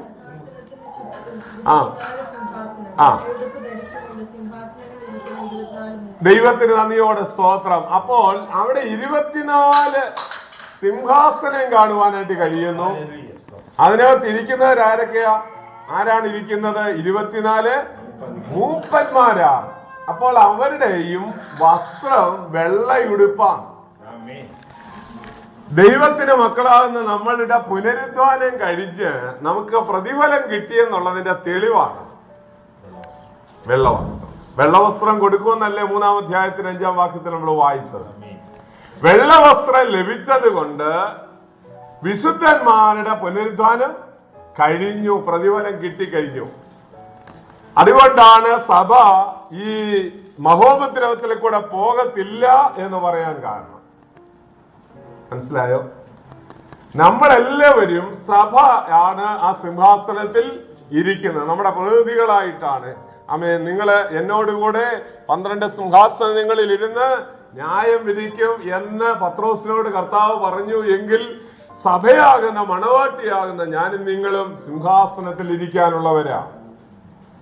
നമ്മൾ അധികാരം നടത്താനുള്ളവരാണ്. അപ്പോൾ ദൈവം നമുക്ക് അധികാരത്തിന്റെ ചിഹ്നമായ വെള്ളയുടുപ്പ് അവൻ ദാനമായി തന്നിരിക്കുന്നു.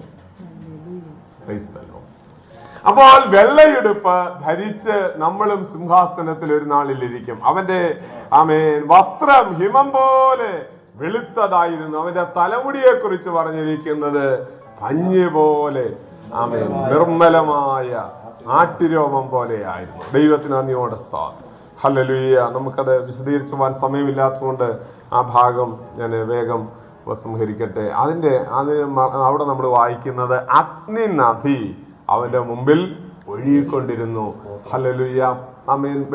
പുറപ്പാട് പുസ്തകം 24-ാം അധ്യായത്തിന്റെ 16-ാം വാക്യം വായിക്കുമ്പോൾ പഴയ നിയമത്തിൽ ദൈവം വെളിപ്പെട്ടു വന്ന കാര്യം അവിടെ എഴുതിയിട്ടുണ്ട്. സീനായുടെ നെറുകയിൽ ദൈവം മോശയെ വിളിച്ച കൊടുമുടിയിൽ കയറ്റി. മോശയെ 5 പ്രാവശ്യം ദൈവം വിളിക്കുന്നു. അതിനകത്തെ ഒരു ചിത്രമാണ് നമുക്ക് അവിടെ കാണാൻ കഴിയുന്നത്. പർവ്വതത്തിന്റെ കൊടുമുടിയുടെ മുകളിൽ ചെന്നപ്പോൾ ദൈവം പറയാണ്, വീണ്ടും വിളിക്കുകയാണ്, നീ എന്റെ അടുക്കൽ വന്നിരിക്കുക. കൊടുമുടിയുടെയും മുകളിലായിരുന്നു മോശയെ ദൈവം വിളിച്ചിരുത്തിയെന്നുള്ളതിന്റെ തെളിവല്ലേ അത്? അപ്പോൾ ഇസ്രായേൽ മക്കൾ താഴ്വരയിൽ നിന്നുകൊണ്ട് നോക്കിയപ്പോൾ 16-ാം വാക്യം ഒന്ന് വായിച്ചേ. 16-ാം വാക്യം. യഹോവയുടെ തേജസ്സും സീനായി പർവ്വതത്തിൽ ആവസിച്ചു. മേഘം 6 ദിവസം അതിനെ മൂടിയിരുന്നു. അവൻ 7-ാം ദിവസം മേഘത്തിന്റെ നടുവിൽ നിന്ന് മോശയെ വിളിച്ചു. യഹോവയുടെ തേജസ്സിന്റെ കാഴ്ച പർവ്വതത്തിന്റെ മുകളിൽ കത്തുന്ന തീ പോലെ ആയിരുന്നു. ദൈവത്തിന് നന്ദിയോടെ സ്തോത്രം.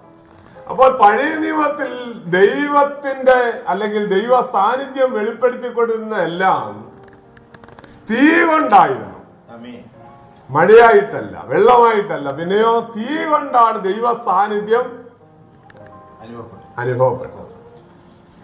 ആദാമിന്റെ മക്കളായ കായീനും ഹാബേലും യാഗം കഴിച്ചപ്പോൾ അവിടെ അവൻ തീ ഇറങ്ങി വന്നതായിട്ട് പറയുന്നില്ലെങ്കിൽ പോലും പ്രത്യക്ഷമായ ഒരു കാര്യം, ഡിവൈനായിട്ടുള്ള ഒരു കാര്യം മനുഷ്യർക്ക് കാണത്തക്കവണ്ണം അവിടെ സംഭവിച്ചു.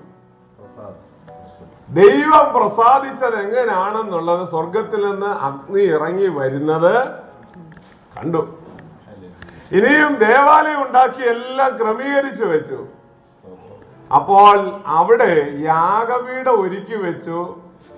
സ്തോത്രം. ദൈവത്തിന്റെ സന്നിധിയിൽ നിന്ന് സ്വർഗത്തിൽ നിന്ന് ആ തീ വന്ന് അതിൽ കത്തണമെന്നാണ് ദൈവം പറഞ്ഞത്. അതുകൊണ്ട് സ്വർഗത്തിലെ അഗ്നി വരാൻ അവർ വളരെ ഭക്തിയോടെ കാത്തിരുന്നു. സ്തോത്രം. കുറച്ചു ദിവസം കഴിഞ്ഞപ്പോൾ ദാദാനും അബീബുഹുവും ഒക്കെ ആയ ആളുകൾ, ഹല്ലേലൂയ, അഹരോന്റെ മക്കളായ ആളുകള്, ആമേൻ, ഭക്തിയോടൊക്കെ കാത്തിരിക്കാന്നൊക്കെ പറഞ്ഞാൽ ഇച്ചിരി ബുദ്ധിമുട്ടുള്ള കാര്യമാണ്. തീക്കാണോ ബുദ്ധിമുട്ട്? അതുകൊണ്ട് ഭൂമിയിലെ തീ കൊണ്ടുവന്ന് കത്തിച്ചു. സ്തോത്രം. അതിനെയാണ് അന്യാഗ്നി കത്തിക്കുക. അന്യഭാഷ കിട്ടിയില്ലേലും കുറെയൊക്കെ പറയുക. അങ്ങനെ പറഞ്ഞാൽ ദൈവമക്കളെ വളരെ പേടിക്കേണ്ട ഒരു കാര്യമാണ്. പറഞ്ഞില്ലെന്നുള്ളതേ ഉള്ളൂ. ഹല്ലേലൂയ. യോഗത്തിന് കൊഴുപ്പ് കൂട്ടാനായി കുറെ ബഹളം വെക്കുക. ഇന്നൊക്കെ നമ്മൾ കണ്ടുവരുന്നതായിരുന്നു. നിങ്ങൾ എന്നോട് പെണങ്ങല്ലേ? ഹല്ലേലൂയ. കുറെ കാര്യങ്ങളങ്ങ് ചെയ്യുക. അന്യാഗ്നി കത്തിക്കുന്ന ആളുകളെ ദൈവം ശിക്ഷിക്കാതെ വിടത്തില്ല. ദൈവം കൈകാര്യം ചെയ്യും. അതുകൊണ്ട് ഭയത്തോടെ ദൈവത്തിന്റെ അഗ്നിക്കായി അഗ്നി വരും കേട്ടോ. നമ്മുടെ ഹൃദയത്തിനങ്ങ് ചൂട് പിടിച്ച് നമ്മുടെ ധ്യാനത്തിങ്കൽ തീ കത്തും. നാവിടുത്തെ സംസാരിക്കുന്ന അനുഭവം നമ്മുടെ ഏകാന്തമായ അനുഭവത്തിൽ ഉണ്ടാകും. അല്ലാതെ പിശാച് പറയുന്നത് കേട്ടോണ്ട് അതും ഇതും ചെയ്യാൻ പോകണ്ട. ദൈവം അത് ചെയ്യട്ടെ. സ്വർഗത്തിൽ നിന്ന് അഗ്നി ഇറങ്ങട്ടെ. അത് നമ്മുടെ കുടുംബ പ്രാർത്ഥനയിൽ ഇറങ്ങും. അത് നമ്മുടെ കൂട്ടങ്ങളിൽ ഇറങ്ങും. അത് നമ്മൾ എല്ലാവരും കൂടി വരുമ്പോൾ ഇറങ്ങും. ദൈവം അത് തരാൻ വേണ്ടിയാണ് വെച്ചിരിക്കുന്നത്. അതുകൊണ്ട് ഹല്ലേലൂയ, അഗ്നിയായിട്ടാണ് ദൈവത്തെ പഴയ നിയമത്തിൽ വെളിപ്പെടുത്തുന്നത്. ഏലിയാവിന്റെ ചരിത്രം നമുക്കറിയാം. അതുപോലെ തന്നെ പല പ്രാവശ്യവും ദൈവം അഗ്നിയായിട്ട് ഭൂമിയിൽ ഇറങ്ങി വരുന്നു. മോശ കണ്ട ദൈവദേശത്തിൽ കത്തുന്ന മുൾപടർപ്പാണ് കണ്ടത്. അപ്പോൾ ഇവിടെ അടുത്തതായിട്ട് നമ്മൾ വായിക്കുന്നത്, ന്യായവിസ്താര സഭ ഇരുന്നിട്ട് പുസ്തകങ്ങൾ തുറന്നു. അപ്പോൾ പുസ്തകങ്ങൾ എന്ന് പറഞ്ഞിരിക്കുന്നതിൽ നിന്ന് സ്വർഗത്തിൽ ഒന്നിലധികം പുസ്തകങ്ങളുണ്ട് എന്ന് വ്യക്തമാണ്. പ്രധാനമായും നമ്മൾ 5 പുസ്തകങ്ങൾ തിരുവചനത്തിൽ നമുക്ക് വെളിപ്പെട്ട് കിട്ടുന്നു. 5 പുസ്തകങ്ങൾ. ഒന്ന്,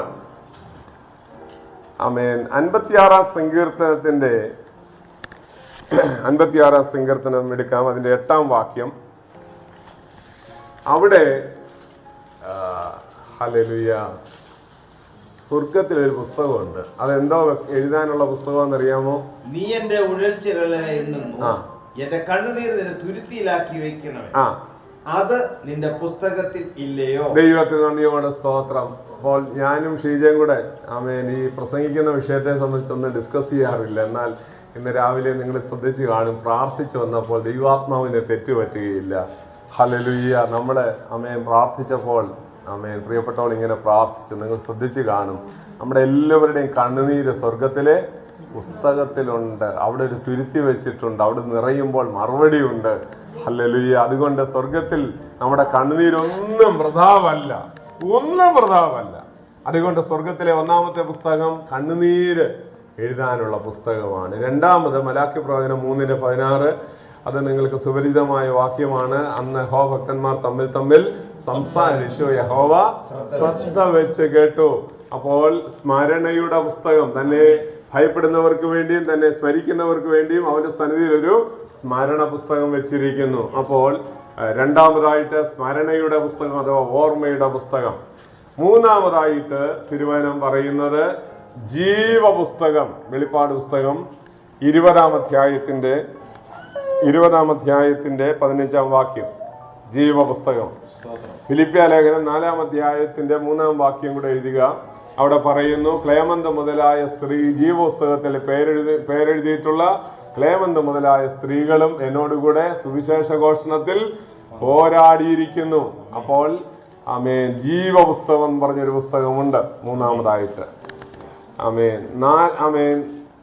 ആ ജീവന്റെ പുസ്തകം എന്നുള്ള ഭാഗം വരുമ്പോൾ ഒരു കാര്യം കൂടെ നിങ്ങളത് വിശ്വസിക്കുകയോ ഇല്ലയോ, അത് ഞാൻ എങ്ങനെയാണ് വിശ്വസിക്കുന്നത്, നിങ്ങൾക്ക് അതിനുള്ള ഇത് തരികയാണ്. ഞാൻ ആരെയും നിർബന്ധിക്കൊന്നുമല്ല. 4-ാമതായിട്ട് ജീവനുള്ളവരുടെ പേര് അഥവാ ഭൂമിയിൽ ജീവിച്ചിരിക്കുന്നവരുടെ പേരെഴുതാൻ ഒരു പുസ്തകം ദൈവം വെച്ചിട്ടുണ്ട്. അതല്ല, അത് ആത്മീയമായിട്ട്. മോശ, പുറപ്പാട് പുസ്തകം 33-ാം അധ്യായത്തിലാണ്. 33-ാം അധ്യായത്തില് നിങ്ങൾക്ക് 32-ാം അധ്യായത്തിന്റെ 32-ാം വാക്യം, 32-ന്റെ 32. സ്തോത്രം. എങ്കിലും നീ അവരുടെ പാപം ക്ഷമിക്കണമേ, ആ, അല്ലെങ്കിൽ നീ എഴുതിയ നിന്റെ നിന്റെ പുസ്തകത്തിൽ നിന്ന് എന്റെ പേർ മായ്ച്ചു കളയണം. എന്റെ പേര് മായ്ച്ചു കളയണമേ. നീ എഴുതിയ നിന്റെ പുസ്തകത്തിൽ നിന്ന് എന്റെ പേര് മായ്ച്ചു കളയണമേ എന്ന് പറഞ്ഞിരിക്കുന്നു.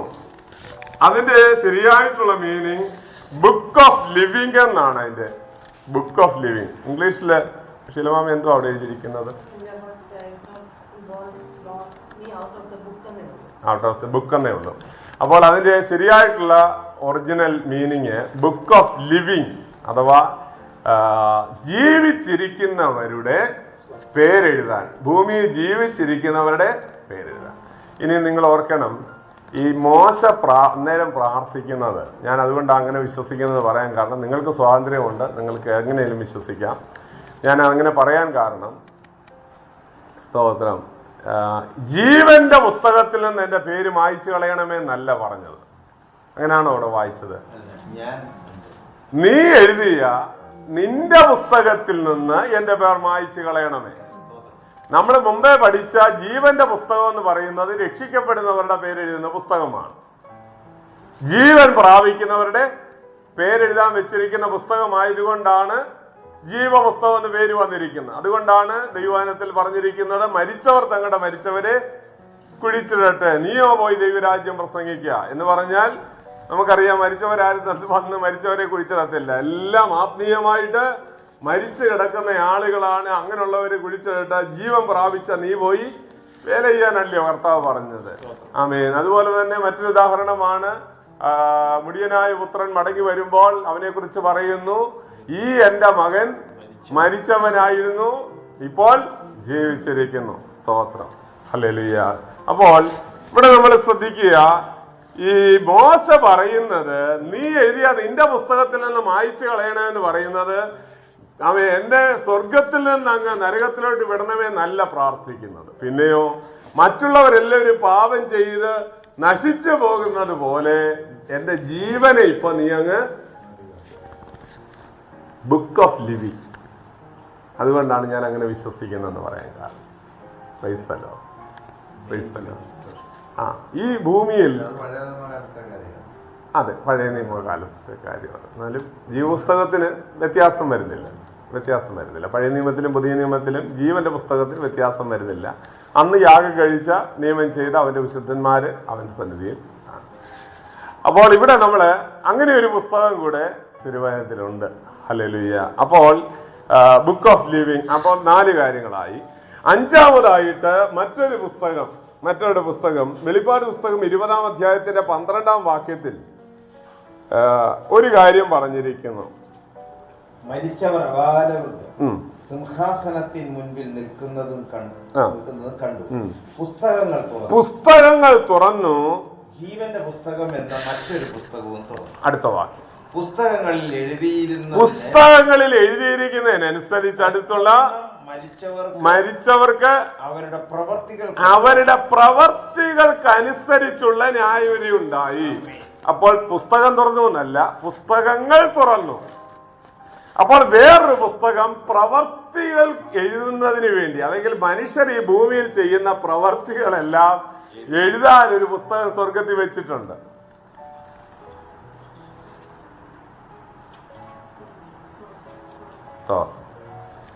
നമ്മളെല്ലാവരും രഹസ്യ ജീവിതത്തിലും പരസ്യ ജീവിതത്തിലും ദൈവം നമ്മളെ കാണുന്നു എന്നുള്ള ബോധ്യത്തിൽ നമ്മൾ നമ്മുടെ പ്രവർത്തികളെല്ലാം ദൈവം കണ്ടോണ്ടിരിക്കുകയാണ്, കാണുകയാണ്. ഹല്ലേലൂയ. അപ്പോൾ അതുകൊണ്ട് ആമേൻ രഹസ്യമായിട്ട് ആകാൻ നമുക്കറിയാമല്ലോ. അവിടേക്ക് പ്രവേശിച്ച് എരിഹോ കോട്ട പിടിച്ചെടുക്കുമ്പോൾ അവർ പറഞ്ഞതാണ്, ശപഥാർപ്പിത വസ്തുവായിട്ടുള്ളതായതുകൊണ്ട് ഒന്നും എടുത്തു പോകരുത്. അവൻ എന്ത് ചെയ്തു?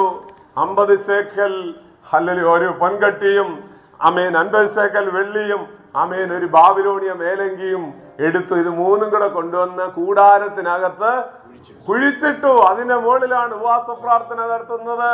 തീ ഇറങ്ങണേ ഇറങ്ങണേ എന്നും പറഞ്ഞുകൊണ്ട് പ്രാർത്ഥനയും യോഗവും എല്ലാം നടക്കും. സ്തോത്രം. എന്നാ തീ ഇറങ്ങത്തില്ല.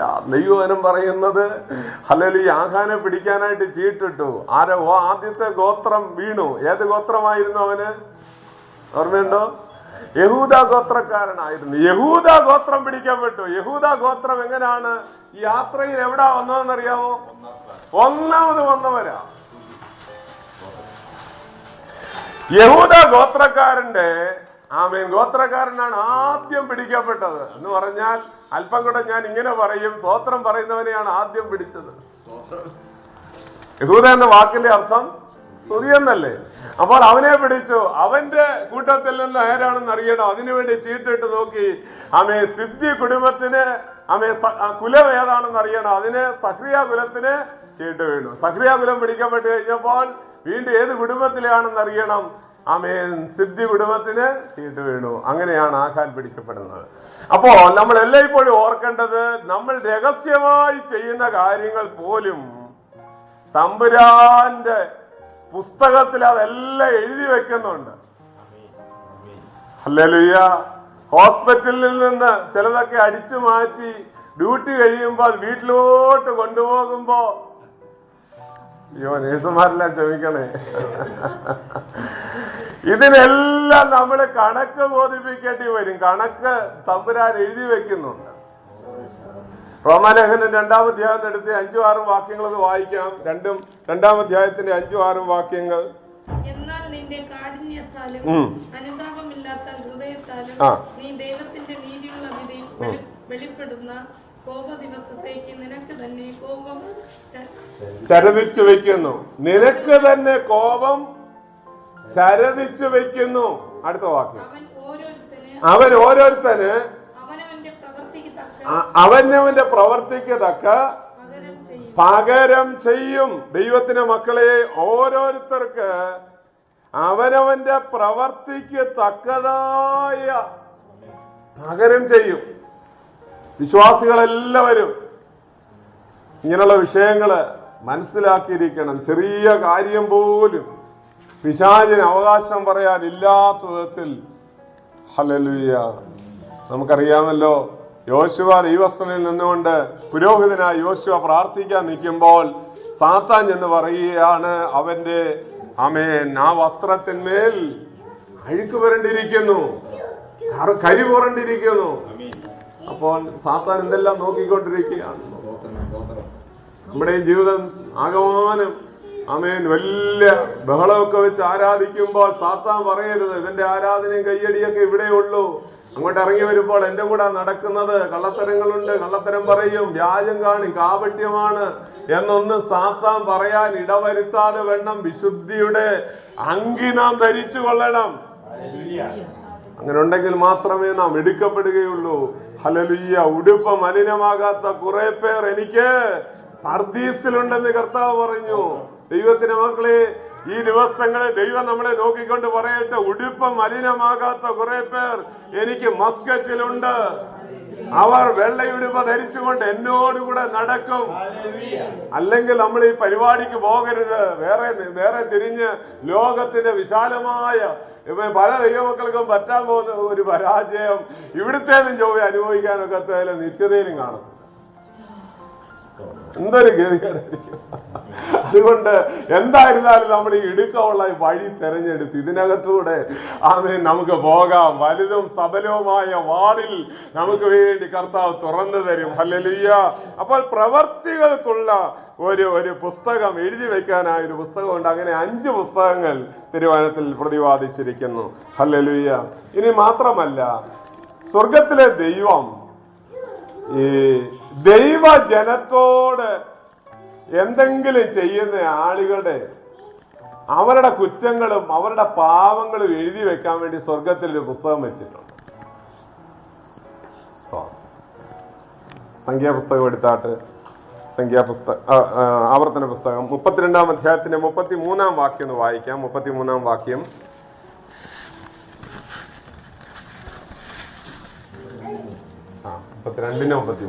അവരുടെ വീഞ്ഞ് മഹാസർപ്പത്തിന്റെ വിഷവും മൂർഖന്റെ കാളകൂടവുമാകും.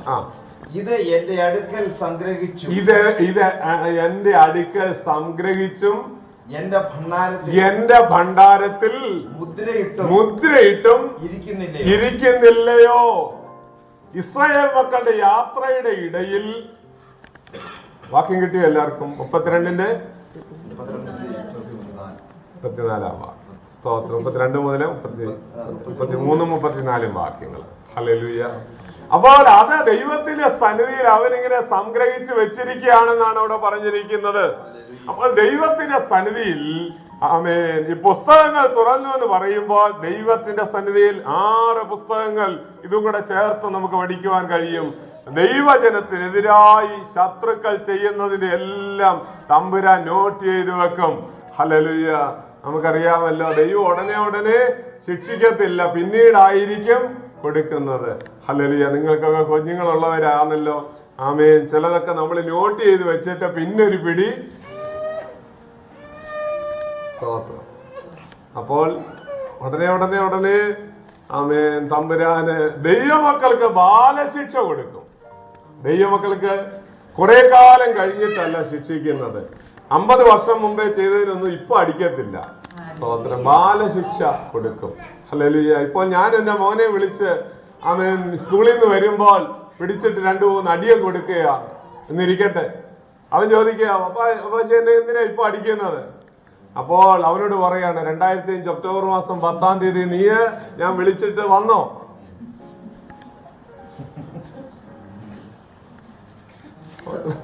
നിങ്ങൾ വിചാരിക്കുന്നുണ്ടോ തമ്പുരാൻ അങ്ങനെ ചെയ്യുമോ? അങ്ങനെ ചെയ്യത്തില്ല പ്രിയരെ. നമ്മളിപ്പോ എന്തെങ്കിലും ഗുരുത്തക്കേട് കാണിച്ചാൽ ഉടനടിയാണ്. നിങ്ങൾ കൃപയിലാണെങ്കിൽ അതും കൂടെ ഓർത്തോണം. അല്ലാത്തവരെല്ലാം അത് വിട്ടേക്കുകയാണ്. അല്ലാത്തവരെല്ലാം വിട്ടേക്കുക.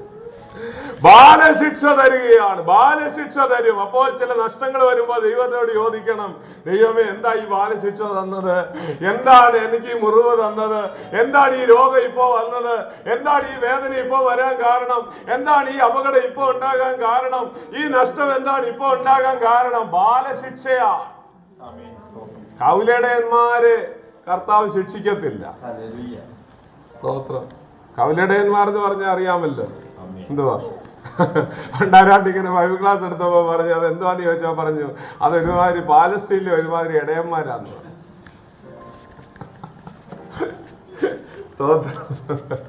ഹല്ലേലൂയ. ദൈവത്തിന് നന്ദിയോടെ സ്തോത്രം. അതല്ലല്ലോ. അപ്പോൾ ഞാൻ പറയാൻ വന്നത് വിഷയം, അവന്റെ സന്നിധിയിൽ ഇതെല്ലാം സംഗ്രഹിച്ചു വെച്ചിരിക്കുകയാണ്. ജാതികളോട് അവൻ പ്രതികാരം ചെയ്യുക തന്നെ ചെയ്യും. ഇനിയും ശ്രദ്ധിക്കുക, ദൈവ സിംഹാസനത്തെ കുറിച്ച് തിരുവചനം പറയുന്നത്, ഹല്ലേലൂയ, കർത്താവിന്റെ സിംഹാസനം ഉയർന്നും പൊങ്ങിയുമുള്ള സിംഹാസനമാണ്. ഉയർന്നും പൊങ്ങിയുമുള്ള സിംഹാസനം. യെശയ്യാപ്രവചനം 6-ാം അധ്യായത്തിൽ 1-ാം വാക്യം. ഉസിയാ രാജാവ് മരിച്ച ആണ്ടിൽ കർത്താവ് ഉയർന്നും പൊങ്ങിയുള്ള സിംഹാസനത്തിലിരിക്കുന്നത് കണ്ടു. മാത്രമല്ല, ഇനിയും പിതാവായ ദൈവത്തിന്റെ വലത്തുഭാഗത്തിരുന്ന പുത്രനായ യേശു ക്രിസ്തു അവിടം വെടിഞ്ഞ് താണ ഭൂമിയിലേക്ക് ഇറങ്ങി വന്ന് ഏത് മനുഷ്യരെക്കാളും ഏറ്റവും നൂറ്റാണ്ടുകളായിട്ട് ദൈവം ഈ ഭൂമിയിലോട്ട് ദൈവപുത്രനെ അയക്കാൻ നേരം ദൈവമക്കളെ ഓർത്തു നോക്കണം, ഒരു മുറി തന്റെ പുത്രന് പിറന്നു വീഴാൻ ദൈവം കൊടുത്തില്ല. സത്രത്തിൽ വഴിയമ്പലത്തിൽ സ്ഥലമില്ലാകിയാൽ അവനെ പശുത്തട്ടിയിൽ കിടത്തിയെന്നാണ് എഴുതിയിരിക്കുന്നത്. അപ്പോൾ ഇതിന്റെ രണ്ടിന്റെയും കൂടെ ഇടയിൽ എവിടായിരുന്നു പ്രസവം നടന്നത്? വഴിയില്.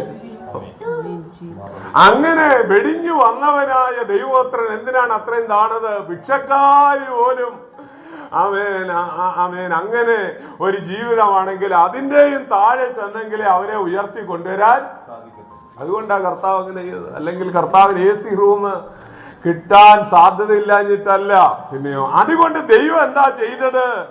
അവനെ ഏറ്റവും ഉയർത്തി. എഫേസ് ലേഖനത്തിലേക്ക് പോകാം. എഫേസ് ലേഖനം 1-ാം അധ്യായത്തിന്റെ 21-ാം വാക്യം ഒന്ന് വായിക്കാമോ? 19 മുതൽ വായിക്കണം. 19-ാം വാക്യം മുതൽ വായിക്കാം. സ്തോത്രം. അവന്റെ വിളിയാലുള്ള ആശ ഇന്നതെന്നും വിശുദ്ധന്മാരിൽ അവന്റെ അവകാശത്തിന്റെ മഹിമാതനം ഇന്നതെന്നും അവന്റെ ബലത്തിന്റെ വല്ലഭത്വത്തിന്റെ വ്യാപാരത്താൽ വിശ്വസിക്കുന്ന നമുക്ക് വേണ്ടി വ്യാപരിക്കുന്ന അവന്റെ ശക്തിയുടെ അളവറ്റ വലിപ്പം ഇന്നതെന്നും നിങ്ങൾ അറിയേണ്ടതിനും പ്രാർത്ഥിക്കുന്നു. അങ്ങനെ അവൻ ക്രിസ്തുവിലും വ്യാപരിച്ചു അവനെ മരിച്ചവരുടെ ഇടയിൽ നിന്ന് ഉയർപ്പിക്കുകയും സ്വർഗത്തിൽ തന്റെ വലത്തുഭാഗത്തെ എല്ലാ വാഴ്ചകൾക്കും അധികാരത്തിനും ശക്തിക്കും കർത്തൃത്വത്തിനും ഈ ലോകത്തിൽ മാത്രമല്ല വരുവാനുള്ളതിലും വിളിക്കപ്പെടുന്ന സകല നാമത്തിനും അത്യന്തം മീതെ ഇരുത്തുകയും ചെയ്തു. ഹല്ലേലൂയ. നിങ്ങളുടെ അന്തരാത്മാവിൽ സ്തോത്രം വന്നു. Hallelujah, hallelujah. ദൈവത്തിന്റെ മക്കളെ, ആ വാക്യത്തിന്റെ കനം ശ്രദ്ധിച്ചോ? കർത്താവ് ഇത്രയും താണെങ്കിൽ അവനെ എങ്ങനെ ഉയർത്തിയതെന്നാണ് തിരുവചനം പറയുന്നത്. ഹല്ലേലൂയ. അവൻ എല്ലാ വാഴ്ചയ്ക്കും മീതെ അവനെ ഉയർത്തി, എല്ലാ സിംഹാസനങ്ങൾക്കും മീതെ അവനെ ഉയർത്തി, എല്ലാ നാമത്തിലും മേലായ നാമമായി അവന്റെ നാമത്തെ ഉയർത്തി. എല്ലാ നാവും ഏറ്റുപറയുന്ന നാമം അവന്റെ നാമമാണ്. എല്ലാ മുഴങ്കാലുകളും മടങ്ങുന്ന നാമം അവന്റെ നാമമാണ്. എല്ലാവരും ഏറ്റുപറയാൻ പോകുന്ന നാമം അവന്റെ നാമമാണ്. അത്യന്തം മീതെ ഇരുത്തപ്പെട്ട നാമം അവന്റെ നാമമാണ്. ആ നാമത്തിൽ സ്വർലോകരുടെ മുഴങ്കാൽ മടങ്ങും. ആ നാമത്തിൽ അധോലോകരുടെ മുഴങ്കാൽ മടങ്ങും. അധോ ലോകത്തിന്റെ മുഴങ്കാൽ മടങ്ങുന്ന നാമം യേശു ക്രിസ്തുവിന്റെ നാമമാണ്. സാത്താൻ വിറയ്ക്കുന്ന നാമം അവന്റെ നാമമാണ്. ആ നാമത്തിലാണ് നാം കൂടി വന്നിരിക്കുന്നത്. ആ നാമത്തിലാണ് നാം പ്രാർത്ഥിക്കുന്നത്. ആ നാമത്തിലാണ് രക്ഷയുള്ളത്. ആ നാമത്തിലാണ് സൗഖ്യമുള്ളത്. ആ നാമത്തിലാണ് വിടുതലുള്ളത്. ആ നാമത്തിലാണ് ബന്ധനം അഴിയുന്നത്. ആ നാമത്തിലാണ് കെട്ടുകൾ പൊട്ടുന്നത്. ആ നാമത്തിലാണ് അനുഗ്രഹമുള്ളത്. ആ നാമത്തിലാണ് വിടുതലുള്ളത്. ആ നാമത്തിലാണ് അത്ഭുതം നടക്കുന്നത്. ആ നാമത്തിലാണ് കുരുട് സൗഖ്യമാകുന്നത്.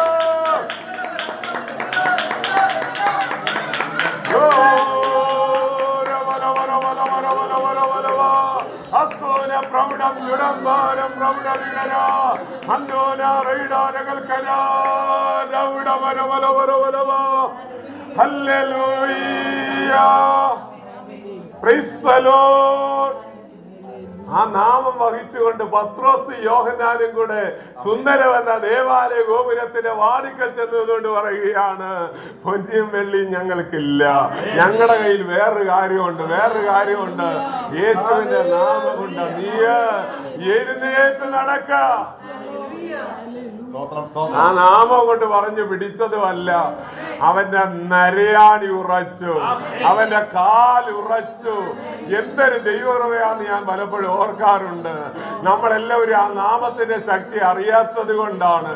അവൻ കാലുറപ്പിക്കുന്ന നാമമാണ്, നരയാണി ഉറപ്പിക്കുന്ന നാമമാണ്, ശക്തി തരുന്ന നാമമാണ്.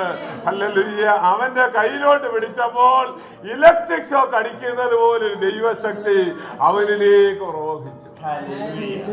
കാരണം എല്ലാ നാമത്തിനും മേലായ നാമമായി ദൈവം ഉയർത്തി വെച്ചു. വിളിക്കപ്പെടുന്ന സകല നാമങ്ങൾക്ക് മേലായ നാമം. നമുക്കറിയാമല്ലോ, നമ്മുടെ നാട്ടിലായിരിക്കുമ്പോൾ ചില മാസങ്ങളൊക്കെ വരുമ്പോൾ മൈക്ക് വെച്ച് കെട്ടി ചില നാമങ്ങൾ അങ്ങ് ഉരുവിടുന്ന അനുസരിച്ച് ആ അന്ധകാര ശക്തി ആ ദേശത്ത് വന്ന് വ്യാപരിക്കും. അങ്ങനെയാണ് അതിന് ശക്തി ഉണ്ടാകുന്നത്.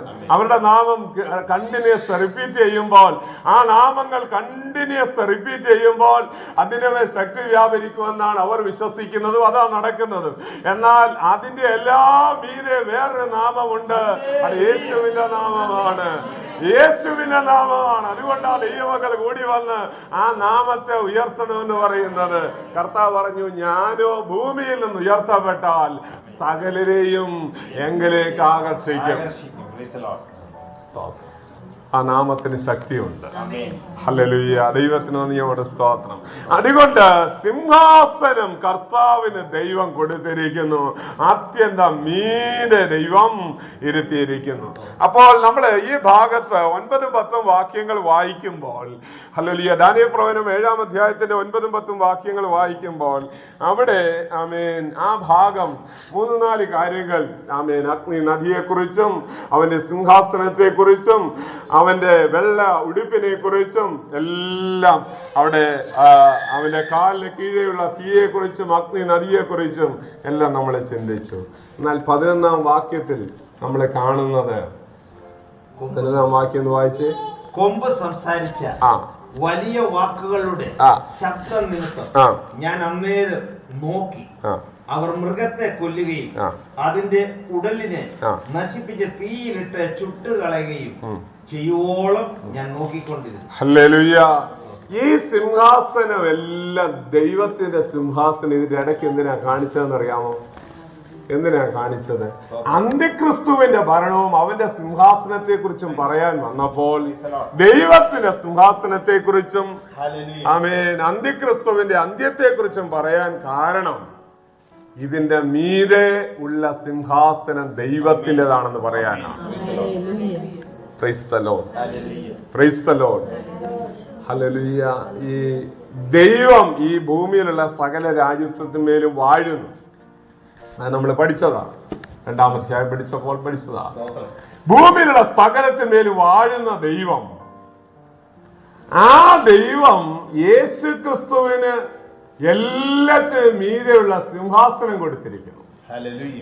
2-ാം സങ്കീർത്തനം 5-ാം വാക്യത്തിലാണ് അവിടെ ഒരു വാക്കുണ്ട്, എന്നോട് ചോദിച്ചു കൊള്ളുക, ഞാൻ നിനക്ക് ജാതികളെ അവകാശമായും ഭൂമിയുടെ രാജ്യങ്ങളെ അവകാശമായും ഭൂമിയുടെ അറ്റങ്ങളെ, 5-ാം വാക്യമല്ലേ, 2-5, എന്നോട് ചോദിച്ചു കൊള്ളുക അല്ലേ, 8-ാം വാക്യം, എന്നോട് ചോദിച്ചു കൊള്ളുക, ഞാൻ നിനക്ക് ജാതികളെ അവകാശമായും ഭൂമിയുടെ അറ്റങ്ങളെ കൈവശമായും തരും. ദൈവത്തിന് നന്ദിയോട് സ്തോത്രം. 2-ാം സങ്കീർത്തനം 4ആയിട്ട് തിരിച്ചാണ് പഠിക്കാൻ കഴിയുന്നത്. 2-ാം സങ്കീർത്തനത്തിൽ 12 വാക്യങ്ങളുണ്ട്, 4 വാക്യങ്ങൾ വീതമുണ്ട് അതിനകത്ത് ഓരോ വാക്യങ്ങൾ ശ്രദ്ധിച്ചാൽ ആദ്യത്തെ 4 വാക്യങ്ങൾ ജനകോടികളുടെ ശബ്ദമാണ്. സ്തോത്രം.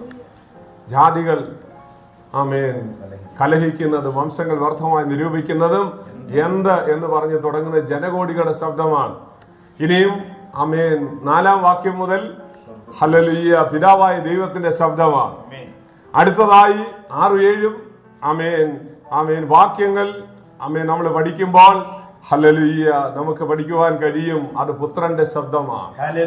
സ്തോത്രം. 4-ാമതായിട്ട് അവിടെ കാണാൻ കഴിയുന്നു പരിശുദ്ധാത്മാവിന്റെ ശബ്ദം. അവൻ കോപിച്ചിട്ട് നിങ്ങൾ വഴിയിൽ വെച്ച് നശിച്ചു പോകാതിരിപ്പാൻ പുത്രനെ ചുംബിപ്പീൻ. അത് പരിശുദ്ധാത്മാവിന്റെ ശബ്ദമാണ്. 4ആയിട്ട് നമുക്ക് അതിനെ തിരിച്ചു പഠിക്കാൻ കഴിയും. അപ്പോൾ ദൈവം പിതാവായ ദൈവത്തോട് പുത്രനോട് പറയുകയാണ്, പുത്ര നീ എന്നോട് ചോദിച്ചു കൊള്ളുക, ഞാൻ നിനക്ക് ജാതികളെ അവകാശമായി രാജ്യങ്ങളെ കൈവശമായും തരും, ഭൂമിയുടെ അറ്റങ്ങളെ കൈവശമായിട്ടും. സ്തോത്രം. ഇതിനു മുമ്പേ വേറൊരാള് കർത്താവിന് ഇതൊക്കെ കൊടുക്കാൻ വന്നു. ആരാന്ന് ഓർമ്മയുണ്ടോ? പിശാച്, ലൂസിഫർ. അവന് കർത്താവിനെ പരീക്ഷിക്കുന്ന സമയത്ത് ലൂക്കോസ് 4-ാം അധ്യായത്തിൽ കർത്താവിനെ പരീക്ഷിക്കുമ്പോൾ പറയുകയാണ്, നീ എന്നെ ഒന്ന് വീട് നമസ്കരിച്ചാൽ ഈ കാണുന്ന ഈ ലോകവും അതിന്റെ സകല മഹത്വം കാണിച്ചെന്നാണ് അവിടെ എഴുതിയിരിക്കുന്നത്. എന്താണ് ഈ ലോകവും അതിന്റെ മഹത്വം എന്ന് പറഞ്ഞാൽ? കഴിഞ്ഞ ദിവസം ഞാൻ പറഞ്ഞല്ലോ, ഈ ലോകം കാണുന്നത് മാത്രമല്ല, ഇതിന്റെ മഹത്വം എന്ന് പറയുന്നത് ഇതിന്റെ പണമാണ്, ധനമാണ്. ഈ ധനവും കൂടെ കർത്താവ് പറഞ്ഞത്, നിങ്ങൾക്ക് ദൈവത്തെയും മാമോനെയും സേവിക്കാൻ കഴിയത്തില്ല. പണം വലിയൊരു കാര്യമാണ്, പണം വലിയൊരു വിഷയമാണ്. സ്തോത്രം. ആത്മീയ ഗോളത്തിലും വലിയൊരു വിഷയമാണ് പണം. അതുകൊണ്ടാണ് അനേകം ആളുകൾ പണത്തിന്റെ പിന്നാലെ പൊക്കൊണ്ടിരിക്കുന്നത്. ഹല്ലേലൂയ. ദൈവദാസന്മാർ വരെ പിശാച് വീഴ്ത്തിക്കളയുകയാണ്. ഹല്ലേലൂയ. പണ്ടൊരു ദൈവദാസൻ പറഞ്ഞു, പായില ഇത് രണ്ടും തുടങ്ങുന്നത്. ആമേൻ. പണവും പെണ്ണും. ഹല്ലേലൂയ. ആത്മീയ ഗോളത്തിലെ 2 സാത്താന്റെ വലിയ വഞ്ചനകളാണ്. അപ്പോൾ അതുകൊണ്ട് ഈ ലോകത്തിന്റെ പ്രതാപം എല്ലാം കാണിച്ചിട്ട് ദൈവം കൊടുക്കാനിരിക്കുന്ന രാജ്യം അവകാശമാക്കുന്നതിന് മുൻപേ പുത്രനോട് പറയുകയാണ്, എന്നെ നീ ഒന്ന് നമസ്കരിച്ചാ മതി, ഞാന് ഇത് മുഴുവൻ നിനക്ക് തരാമെന്ന് പറഞ്ഞപ്പോൾ കർത്താവ് പറഞ്ഞു, പിതാവായ ദൈവത്തെ അല്ലാതെ വേറെ ആരെയും നമസ്കരിക്കരുതെന്ന് എഴുതി വെച്ചിരിക്കുന്നു. അതുകൊണ്ട് ഞാൻ നിന്നെ നമസ്കരിക്കുകയില്ല. തിരുവചനം നിങ്ങൾ ശ്രദ്ധിക്കുക. പിതാവായ ദൈവം ചോദിച്ച ആ ചോദ്യം പുത്രൻ ഏറ്റെടുത്തു. പിതാവിനോട് ചോദിച്ചു. പിതാവ് എനിക്ക് രാജ്യം വിഭാഗിച്ച് തന്നിരിക്കുന്നു എന്ന് കർത്താവ് പറഞ്ഞു. ദൈവരാജ്യം